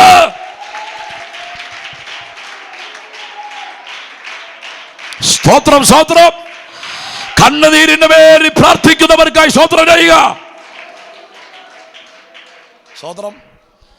നമ്മുടെ പെന്തക്കോസ്ത് ലോകത്തിൽ ഒത്തിരി പരാജയം, അതിനകത്തൊരു പരാജയം കൂടെ പറഞ്ഞു വിടുക. നമ്മുടെ പെന്തക്കോസ്ത് ലോകത്തിൽ കണ്ണില്ലാത്തവരല്ല കൂടുതൽ, കണ്ണുനീരില്ലാത്തവരാണ്. സ്തോത്രം. കണ്ണുനീരില്ലാത്തവരാണ്. ആരാധനയ്ക്ക് വരുമ്പോൾ കരയാറുണ്ടോ? പ്രാർത്ഥിക്കാനിരിക്കുമ്പോൾ ഹൃദയം തകരാറുണ്ടോ? ഉപവാസത്തിനകത്ത് അതൊക്കെ സംഭവിക്കണം. കേവലം ഒരു ദൂത് കെട്ടേച്ച് പോകുന്നവരായിട്ടല്ല, നമ്മളെ ഒന്ന് പണിയാൻ ദൈവത്തോട് പ്രാർത്ഥിക്കണം. കരയാൻ പറ്റാത്ത തഴമ്പിച്ച് കിടക്കുന്ന മനസാക്ഷി ഒന്ന് തകർക്കണമെന്ന് പ്രാർത്ഥിക്കണം. തകർന്നും നുറുങ്ങിയുമുള്ള ഹൃദയത്തെ ദൈവം നിരസിക്കാത്തവനാണ്. ഇന്ന് പൽക്കാലം 21 ദിവസത്തെ പ്രാർത്ഥന 21 വർഷം നീട്ടിക്കൊണ്ടുപോയാലും അകത്തളത്തിലൊരു ആവശ്യബോധമില്ലെങ്കിൽ ദൈവത്തിനൊന്നും ചെയ്യാൻ പറ്റില്ല.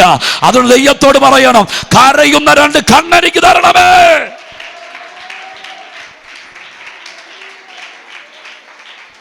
സ്തോത്രം. കണ്ണുനീരില്ലെന്നല്ല, യാഥാർത്ഥ്യങ്ങൾക്കകത്തും ദൈവസന്നിധിയിലും കരയാൻ പറ്റുന്നില്ല. പണ്ടൊരിക്കൽ മാസം ഒരു വീട്ടിലോട്ട് ചെല്ലുമ്പോൾ 2 ആൻറ്റിമാർ ടിവിയുടെ മുമ്പ് വാവിട്ട് കരയുന്നു. പെട്ടെന്ന് വാഷ് കരയുന്നപ്പം വല്ലാത്തൊരു ടെൻഷനായിപ്പോയി. ടിവിയുടെ സ്വിച്ച് എവിടെ, കൺട്രോളർ, റിമോട്ട് കൺട്രോളിൻ്റെ സ്വിച്ച് എവിടെ, നാപ്പാട് കണ്ണ് ഇരുട്ട് കയറുന്ന പോലായി. എന്താ ചെയ്യണമെന്ന് അറിയത്തില്ല. പിന്നെ എവിടെ പിടിച്ച് ഞെക്കി ടി വി ഓഫായപ്പോൾ പാഷ പറഞ്ഞു, സഹോദരിമാരെ, സീരിയലിൽ അഭിനയിക്കുന്ന ഒരു സംവിധായകരുടെ പൈസ മേടിച്ചേച്ച് കരയുക, നിങ്ങൾ മാസം മാസം കേബിളുകാർക്ക് പൈസ കൊടുത്തേച്ച് കരയുക. ഇതാ നമ്മുടെ കൃപ. കണ്ണുനീരില്ലെന്നുള്ളതല്ല, ആരാധിക്കാൻ വരുമ്പോൾ കണ്ണ് നനയാറില്ല. ഞാൻ വചനം പറയുന്നു, നമ്മുടെ പ്രാർത്ഥന ഉണങ്ങിയ പ്രാർത്ഥനയല്ല, നമ്മുടെ പ്രാർത്ഥനയ്ക്കകത്തൊരു നനവ് വെളിപ്പെടണം. സ്തോത്രം, സ്തോത്രം. ഉപവാസപ്രാർത്ഥനയ്ക്കകത്ത് കേവലം വിടുതലുകൾ മാത്രമല്ല, നഷ്ടപ്പെട്ടുപോയ ആത്മീക മണ്ഡലങ്ങളെ തിരികെ പിടിക്കണം. ദൈവത്തോട് പറയണം, എനിക്ക് കരയാൻ കൃപ തരണം. സ്തോത്രം, സ്തോത്രം. ആ കണ്ണുനീരൊന്നും ദൈവം തള്ളിക്കളഞ്ഞില്ല. കുറച്ച് കാര്യം കൂടെ പുറകെ പറയാം. ആയിരക്കണക്കിന് യഹൂദന്മാരുടെ കണ്ണുനീര് ദൈവം ഒരു മറുപടി എറിഞ്ഞു കൊടുത്ത ആ മറുപടിയുടെ പേരാണ് മോശ. ജനിച്ചു വീണപ്പോൾ മുതൽ പ്രതികൂലങ്ങളാണ്. ജനനം കൊണ്ട് പ്രതിസന്ധിയിൽ ആരെങ്കിലും ജനിച്ചിട്ടുണ്ടെങ്കിൽ അവരുടെ മേൽ ദൈവത്തിന് വലിയൊരു പദ്ധതിയുണ്ട്. നിങ്ങൾ ജനിച്ചപ്പോൾ മുതൽ നിങ്ങളുടെ മേലൊരു വലിയ പ്രതിസന്ധി കൂടാണ് നിങ്ങൾ ജനിച്ച് പുറത്തു വന്നെങ്കിൽ നിന്നെയും നിന്റെ മാതാവിനെയും ഭൂമി ജനിപ്പിക്കത്തില്ലെന്ന് പിശാച് വെല്ലുവിളിച്ചപ്പെടും. അവിടെ നിന്നെ ഉദരത്തിൽ നിന്ന് പുറത്തെടുത്തെങ്കിൽ ഒരു കാര്യം ഉത്തരം വ്യക്തമാണ്. സ്വന്തക്കാർക്കില്ലാത്ത പ്രശ്നം നിനക്കൊണ്ടെങ്കിൽ എഴുതി വെച്ചു, അവർക്കില്ലാത്തൊരു വാഗ്ദത്തം നിന്റെ മേലുണ്ട്. ഒരമ്മയുടെ ഉദരത്തിൽ നിന്ന് വന്ന് സാഹോദരിക ബന്ധങ്ങൾക്കില്ലാത്ത ഏതെങ്കിലും പ്രശ്നം നിനക്കൊണ്ടെങ്കിൽ എഴുതി വെച്ചു, അവർക്കില്ലാത്തൊരു പദ്ധതി നിന്റെ മേലുണ്ട്.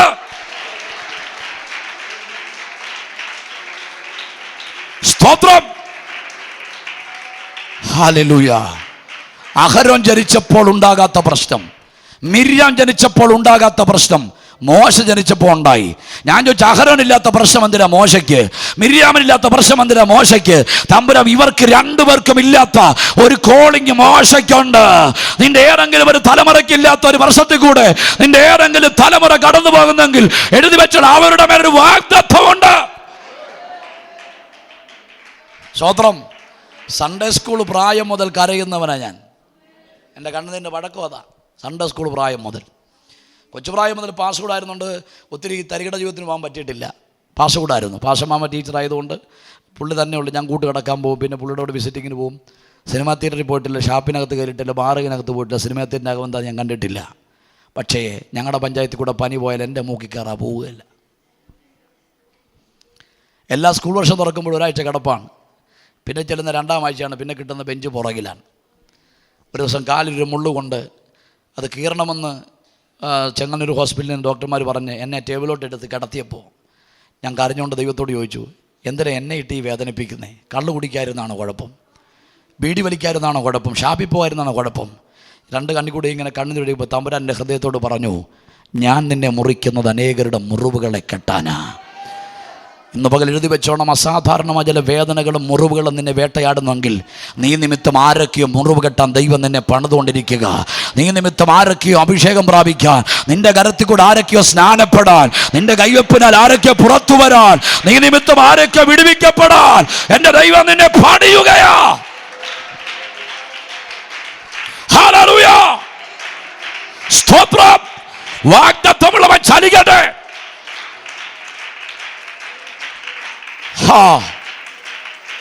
യേശുവിന്റെ നാമത്തിൽ സ്തോത്രം. അസാധാരണമായ പ്രതിസന്ധി, ആർക്കുമില്ലാത്ത പ്രശ്നങ്ങൾ നിങ്ങളുടെ ജീവിതത്തിൽ വേട്ടയാടുന്നെങ്കിൽ ഓർത്തോണം, ആർക്കുമില്ലാത്തൊരു കോളിങ്ങും വാഗ്ദത്വം നിങ്ങളുടെ മേലുണ്ട്. ഒരമ്മയുടെ ഉദരത്തിൽ നിന്ന് വന്ന സ്വന്തം സഹോദരങ്ങൾക്കില്ലാത്തൊരു പ്രശ്നത്തിൽ കൂടെയാണോ നിങ്ങൾ പോകുന്നത്? തലേ കൈവച്ചിട്ട് പറയണം, അവർക്കില്ലാത്തൊരു പദ്ധതി എൻ്റെ കുടുംബത്തെക്കുറിച്ച് എൻ്റെ ദൈവത്തിനുണ്ട്.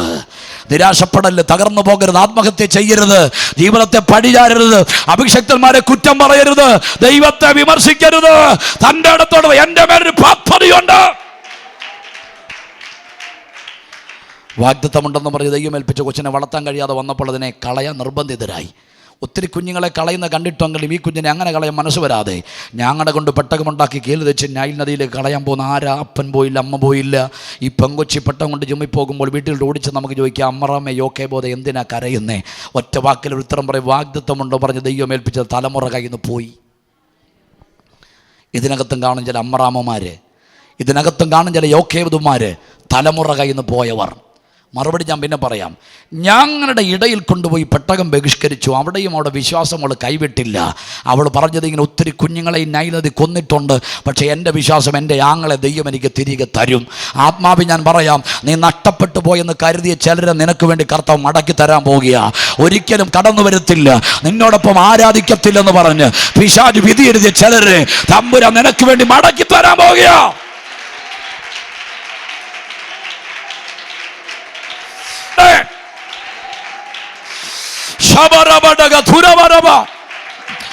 വ്യക്തികളെ പിന്മാറ്റത്തിലേക്ക് നയിക്കുന്ന സകല ഇരുട്ടിന്റെ ശക്തികളും അടിയട്ടെ. ഓ രക്തത്താൽ ജയം. ഇന്ന് നീ ഒറ്റയ്ക്കല്ല, നീ പ്രാർത്ഥിക്കുന്ന ചിലരെ തമ്പുരാൻ നിന്നോടൊപ്പം ആരാധിക്കാൻ പുറത്തു കൊണ്ടുവരാൻ പോകുക.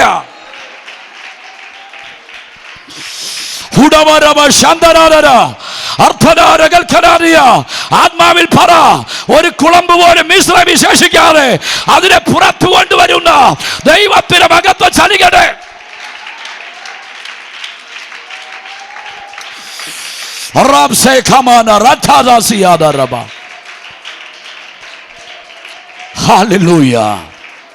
സ്തോത്രം. പെട്ടെന്ന് ഫറവന്റെ പുത്രി കുളിക്കാൻ വരിക. ഞാൻ ചരിത്രം പഠിച്ചപ്പോൾ എനിക്ക് മനസ്സിലായി, കുളിക്കാൻ വന്നല്ല, ദൈവം വരുത്തിയതാണ്. മനസ്സിലാകണ്ടോ? നിങ്ങൾ പുറത്തു വരേണ്ട സമയം എപ്പോഴാണെന്ന് ദൈവത്തിനറിയാം. നിങ്ങളെ രക്ഷിക്കേണ്ട സമയം എപ്പോഴാണ് ദൈവത്തിനറിയാം. അതിനു മുമ്പ് ഒരു വിടുതൽ ഉണ്ടാകുകയില്ല. കാരണം സമയത്തിന് മുൻപുമല്ല സമയത്തിന് ശേഷമല്ല കർത്താവ് പ്രവർത്തിക്കുന്നത്, സമയത്താണ്. സ്വതന്ത്രമില്ല അല്ലേ? യേശുവിൻ്റെ അമ്മ ശുപാർശയുമായിട്ട് ചെന്നു, ഇവിടെ വീഞ്ഞ് തീർന്നു പോയി, എന്തെങ്കിലും പരിപാടി കാണിക്കണം. യേശു അമ്മയോട് പറഞ്ഞു, ഈ കാര്യത്തിൽ നമ്മൾ തമ്മിൽ യാതൊരു ബന്ധമില്ല. സ്ത്രീ എനിക്കും നിനക്കും തമ്മിൽ, അടുത്ത വാക്ക്, എൻ്റെ നാഴിക ഇതുവരെയും വന്നിട്ടില്ല. ചില വിഷയങ്ങളെന്നൊക്കെ ദൈവം പറയുന്നു, ദൈവത്തിൻ്റെ നാഴിക വന്നിട്ടില്ല. നീ പ്രതീക്ഷിച്ച സമയത്ത് ചിലത് വെളിപ്പെടാതിരുന്നത്, നിന്റെ സമയത്തല്ല പ്രവൃത്തി വെളിപ്പെടുന്നത്. ദൈവത്തിന് പ്രവർത്തിക്കാൻ ഒരു സമയമുണ്ട്. ദൈവത്തോട് പറ, ഞാൻ പിന്മാറിപ്പോകത്തില്ല, യേശുവിനെ തള്ളിക്കളയത്തില്ല, എനിക്ക് വിശ്വാസമുണ്ട്. തക്ക സമയത്ത് പ്രവർത്തിക്കുന്ന, തക്ക സമയത്ത് ഉയർത്തുന്നവനാണ് എൻ്റെ ദൈവം. സ്തോത്രം. വചനത്തിൽ അടിസ്ഥാനപ്പെട്ട് ജീവിച്ചോണം. പാസ്റ്ററെ കുറ്റം പറയരുത്, കൃപയില്ലെന്ന് പറയരുത്. ദൈവത്തിന് പ്രവർത്തിക്കാൻ ഒരു സമയമുണ്ട്. ഞങ്ങൾ നിങ്ങളുടെ തലയിൽ കൈവച്ചാലും ദൈവം പറയണം പ്രവർത്തിക്കണോ വേണ്ടയോ എന്ന്. ദൈവത്തിൻ്റെ സമയത്തെ വിടുതൽ വെളിപ്പെടത്തുള്ളൂ. ഇനി ഈ പാസ്റ്റർക്ക് കൃപയില്ലെന്ന് പറഞ്ഞ് കാട്ടാക്കടയെന്നോ നെയ്യാറ്റിൻകരയെന്നോ ആരെ വിളിച്ച് രഹസ്യയോഗം നടത്തിയാലും വിടുവിക്കപ്പെടുകയല്ല. അങ്ങനെ ഇറക്കുണ്ട്. നമ്മളിവിടെ നടത്തുമ്പോൾ വീട്ടിൽ ആരും അറിയാതെ രഹസ്യ കൂടി വരവ്. സ്തോത്രം, സ്തോത്രം. നിങ്ങൾ ശ്രദ്ധിക്കണേ. എന്നോട് ഈ പാസ്റ്റ് ഇവിടുത്തെ കാര്യമൊന്നും പറഞ്ഞു തന്നിട്ടില്ല. ഞാൻ പറഞ്ഞതുപോലെ തോന്നുന്നുണ്ട് നിങ്ങളുള്ള ദൂതാണ്. നിങ്ങൾ വിളിച്ചു വരുത്തുന്ന ഏത് പ്രവാചകനും നിങ്ങൾക്ക് വേണ്ടി പ്രാർത്ഥിക്കുന്നത് 1 മണിക്കൂറോ 15 മിനിറ്റുമാണ്. 3000 രൂപയ്ക്ക്. സ്തോത്രം. 365 ദിവസം നിങ്ങൾക്ക് വേണ്ടി പ്രാർത്ഥിക്കുന്ന ഒരു മനുഷ്യനായിരിക്കുന്നത്. സ്തോത്രമില്ല. 365 ദിവസവും നിങ്ങളുടെ വിഷയത്തിന് പേര് പറഞ്ഞ് പ്രാർത്ഥിക്കുന്ന ഒരു ദൈവദാസനായിരിക്കുന്നേ. അതുകൊണ്ട് ഞാൻ വിളിച്ചു പറയാം, എത്ര കെടുകെട്ടിയ പ്രവാചകനെ വീട്ടിൽ വരുത്തിയാലും ദൈവത്തിന് പ്രവർത്തിക്കാൻ ഒരു സമയമുണ്ടമ്മാമേ. ഇന്ന് പകൽ സഭ വിട്ടു പോകരുത്. രഹസ്യങ്ങൾ അവസാനിപ്പിച്ചിട്ട് പറ, എൻ്റെ വിഷയത്തിന് എൻ്റെ പാസ്റ്റർ ഉപയോഗിക്കാൻ എൻ്റെ ദൈവം ശക്തനാണ്. സ്തോത്രം, സ്തോത്രം, സ്തോത്രം. നിങ്ങൾ വിശ്വസിക്കണം, നിങ്ങളുടെ വിഷയത്തിൽ ഒരു പക്ഷേ ദൈവദാസനെ ഉപയോഗിക്കണമെന്ന് നിങ്ങൾ പ്രാർത്ഥിച്ചു വന്നാൽ അന്നത്തെ യോഗം നിങ്ങളെ ദൈവദാസൻ നിങ്ങൾക്ക് വേണ്ടി ഉപയോഗിച്ചിരിക്കും. സ്തോത്രം. കർത്താവ് എൻ്റെ ദൈവദാസനെ ഉപയോഗിക്കണം, എനിക്കൊരു ദൂത് കേൾക്കണം, അദ്ദേഹത്തിൽ കൂടെ വരണമെന്ന് പ്രാർത്ഥിച്ചു വന്നാൽ ദൈവം നിങ്ങളുടെ ദൈവദാസൻ നാവിൽ വചനം കൊടുത്തിരിക്കും. സ്തോത്രം. നമ്മൾ ഗസ്റ്റിനെ നോക്കിയിരിക്കുക, പുള്ളി വരുമ്പോൾ അദ്ദേഹത്തിന് വായിരിക്കുന്ന എന്തുകൊണ്ട് അത് കേൾക്കാൻ. പക്ഷെ നിങ്ങൾ വിശ്വസിക്കണം, എൻ്റെ പാർശ്വ കൂടെ ദൈവം എന്നെ വിടുവിക്കാൻ ശക്തനാണ്, എനിക്ക് വേണ്ടി ഉപയോഗിക്കാൻ ശക്തനാണ്. അത് വേറെ ചിന്തയാണ്, അവിടെ നിൽക്കട്ടെ. സ്തോത്രം. അപ്പം പെട്ടെന്ന് ഈ കൊച്ചിനെ വാരിയെടുത്തിട്ട് ഈ മിരിയാം ഓടിച്ചെന്ന് പറഞ്ഞു, ഇതിന് പാല് കൊടുക്കാൻ ഞാനൊരു സ്ത്രീയെ വിളിച്ചുകൊണ്ട് വരാം. വിളിച്ചുകൊണ്ട് വന്ന് ആരെന്നറിയണ്ടേ? മണിക്കൂറുകൾക്ക് മുമ്പ് കരഞ്ഞ ഒരമ്മയുടെ വിഷയത്തിൻ്റെ വിടുതൽ ഇവിടെ വെളിപ്പെടുക. തിരിച്ചറിഞ്ഞോണം, പ്രാർത്ഥിക്കുന്ന നിന്റെ തലമുറ നഷ്ടപ്പെട്ടു പോകാൻ എൻ്റെ ദൈവം അനുവദിക്കത്തില്ല. എത്ര പാരമ്പര്യങ്ങൾ വിധിയെഴുതിയാലും, എത്ര പൈശാചികത്വങ്ങൾ അവകാശം പറഞ്ഞാലും, പ്രാർത്ഥിക്കുന്ന നിന്റെ തലമുറ കൈമോശം വരാൻ എൻ്റെ ദൈവം അനുവദിക്കത്തില്ല.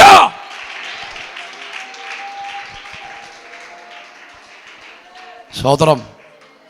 പാല് കൊടുത്ത് വളർത്തിക്കൊണ്ട് വന്നപ്പോൾ പിന്നീട് നമ്മൾ മോശയെ കാണുന്നത് 40 വയസ്സുകാരനായ മോശ. മൊത്തം 120 വർഷമാണ് മോശയുടെ ആയുഷ്കാലം. ആദ്യത്തെ 40 മിസ്രൈമിൽ, അടുത്ത 40 മിദ്യാനിൽ, അടുത്ത 40 മരുഭൂമിയിൽ.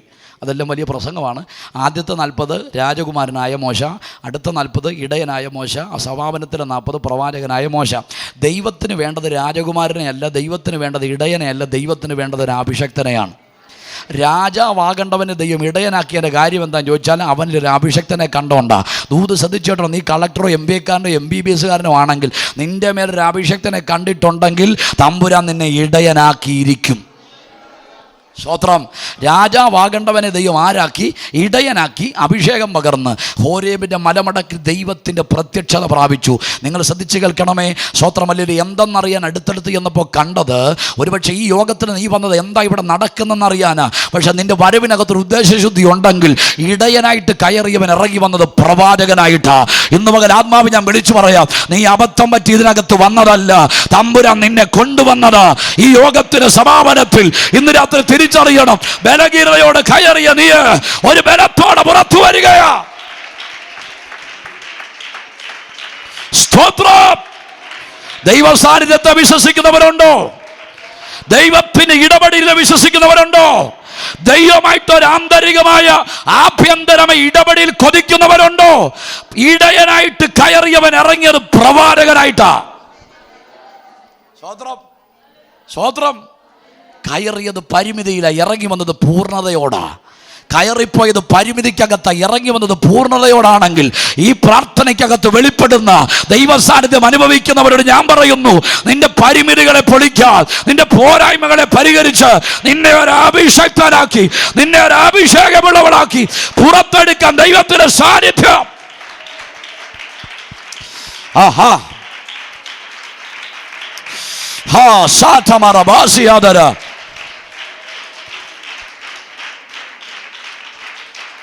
ഹല്ലേലൂയ. സ്തോത്രം. ഇത് രാവിലെ കുളിച്ചൊരുങ്ങി ഫറവോൻ്റെ അടുക്കൽ ചെന്ന് പറഞ്ഞ് ഈ ജനത്തെ വിട്ടയക്കണം, എബ്രായരുടെ ദൈവം എനിക്ക് വെളിപ്പെട്ടിരിക്കുന്നു. ഫറവോൻ ഗവനിച്ചില്ല. കാരണം എല്ലാ ദിവസവും ഡെയിലി ദൈവത്തെ ലൈവായിട്ട് കാണുന്ന പുള്ളിയാണ്. ആര്? അവിടെയാണ് ഈ കാണാത്ത ദൈവത്തെക്കുറിച്ച് പറയുന്നത്. ഈ 115 സങ്കീർത്തനത്തിന് വിഷയം അതാണ്. ദുഷ്ടം വന്ന് ഭക്തനോട് പറഞ്ഞു, നിൻ്റെ ദൈവം എവിടെ? ഇങ്ങർക്ക് കാണിച്ചു കൊടുക്കാൻ ദൈവമില്ല. അവനാണ് ദൈവത്തെ ഉണ്ടാക്കി വെച്ച് കണ്ണും മൂക്കും നാക്കും എല്ലാം കൂടെ വരച്ച് വെച്ചിട്ട് കൊണ്ട് ഇതേണ്ട എൻ്റെ ദൈവത്തെ കണ്ടോ, കണ്ണും മൂക്കും നാക്കും തോക്കും എല്ലാം ഉണ്ടെന്ന്. പക്ഷെ അവിടെയും ഭക്തൻ പ്രതീക്ഷ കൈവിട്ടില്ല. അവൻ പറഞ്ഞു, നിൻ്റെ ദൈവത്തെ കാണാം, എൻ്റെ ദൈവത്തെ കാണാൻ പറ്റില്ല. നിൻ്റെ ദൈവത്തിന് കണ്ണും മൂക്കും നാക്കും തൊക്കുമുണ്ട്. ഇത് ജീവനില്ലാതിരിക്കുമ്പോൾ എൻ്റെ ദൈവത്തെ കണ്ടില്ലേലും അവൻ ജീവിക്കുന്നവനാണ്. ഹല്ലേലൂയ. അനുഗ്രഹിക്കപ്പെട്ടൊരു ദൈവശാസ്ത്രം പറഞ്ഞിട്ടൊന്നും ഫറവോൻ്റെ മനസ്സ് മാറാതെ വന്നപ്പോൾ ബാധകൾ അങ്ങോട്ട് വരാൻ തുടങ്ങി. ഈ ബാധകൾ ഇങ്ങോട്ട് വന്നപ്പോൾ, പേനിൻ്റെ ബാധ വന്നപ്പോൾ മന്ത്രവാദികൾ പരാജയപ്പെട്ടേച്ച് ഓടിച്ചെന്ന് ഫറവോനോട് പറഞ്ഞ വാക്കാണ് എൻ്റെ പ്രസംഗത്തിൻ്റെ ദൂത്. അവർ പറയാം, ഞങ്ങളുടെ മന്ത്രവാദം പരാജയപ്പെടുന്നു, ഞങ്ങളുടെ ക്ഷുദ്രപ്രയോഗം അവിടെ അവസാനിക്കുന്നു, ഞങ്ങളുടെ മാന്ത്രിക ശക്തികൾ തോറ്റുപോകുന്നു. ഇത് ദൈവത്തിൻ്റെ വിരലല്ലാതെ മറ്റൊന്നുമല്ല. പ്രാർത്ഥിക്കുന്നവൻ അറിയണം, ചെങ്കടലിൻ്റെ കരയിൽ മാത്രമല്ല, പ്രാർത്ഥിക്കുന്ന നീ അറിയാത്ത മേഖലയ്ക്കകത്ത് ഈ കരം നിനക്ക് വേണ്ടി ചലിക്കുകയാ. ഇതെല്ലാം നടത്തി വന്ന് ഫറവോൻ പറഞ്ഞു, ഈ ജനത്തെ ഞാനിനി വിട്ടയക്കില്ല. ഇനി ആവശ്യം പറഞ്ഞുകൊണ്ട് ഇങ്ങോട്ട് വരരുത്. നിരാശ ഉണ്ടാകാതിരിക്കുമോ? ചില വിഷയങ്ങൾ അങ്ങനെ ഉപവസിച്ചാലും പ്രാർത്ഥിച്ചാലും ചിലപ്പോൾ നിരാശ ഉണ്ടാകാം.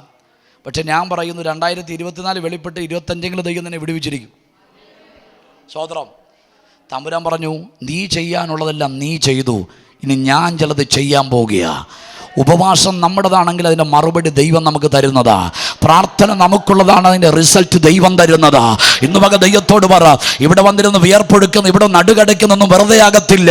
ഇവിടെ പറഞ്ഞ് സ്തോത്രം പറഞ്ഞ് വെറുതെ ആകത്തില്ല. അതിന് പ്രതിഫലം തരുന്നൊരു ദൈവമുണ്ട്. യേശുവർ ഉപവസിക്കുന്നവർക്ക് പ്രതിഫലമുണ്ട്.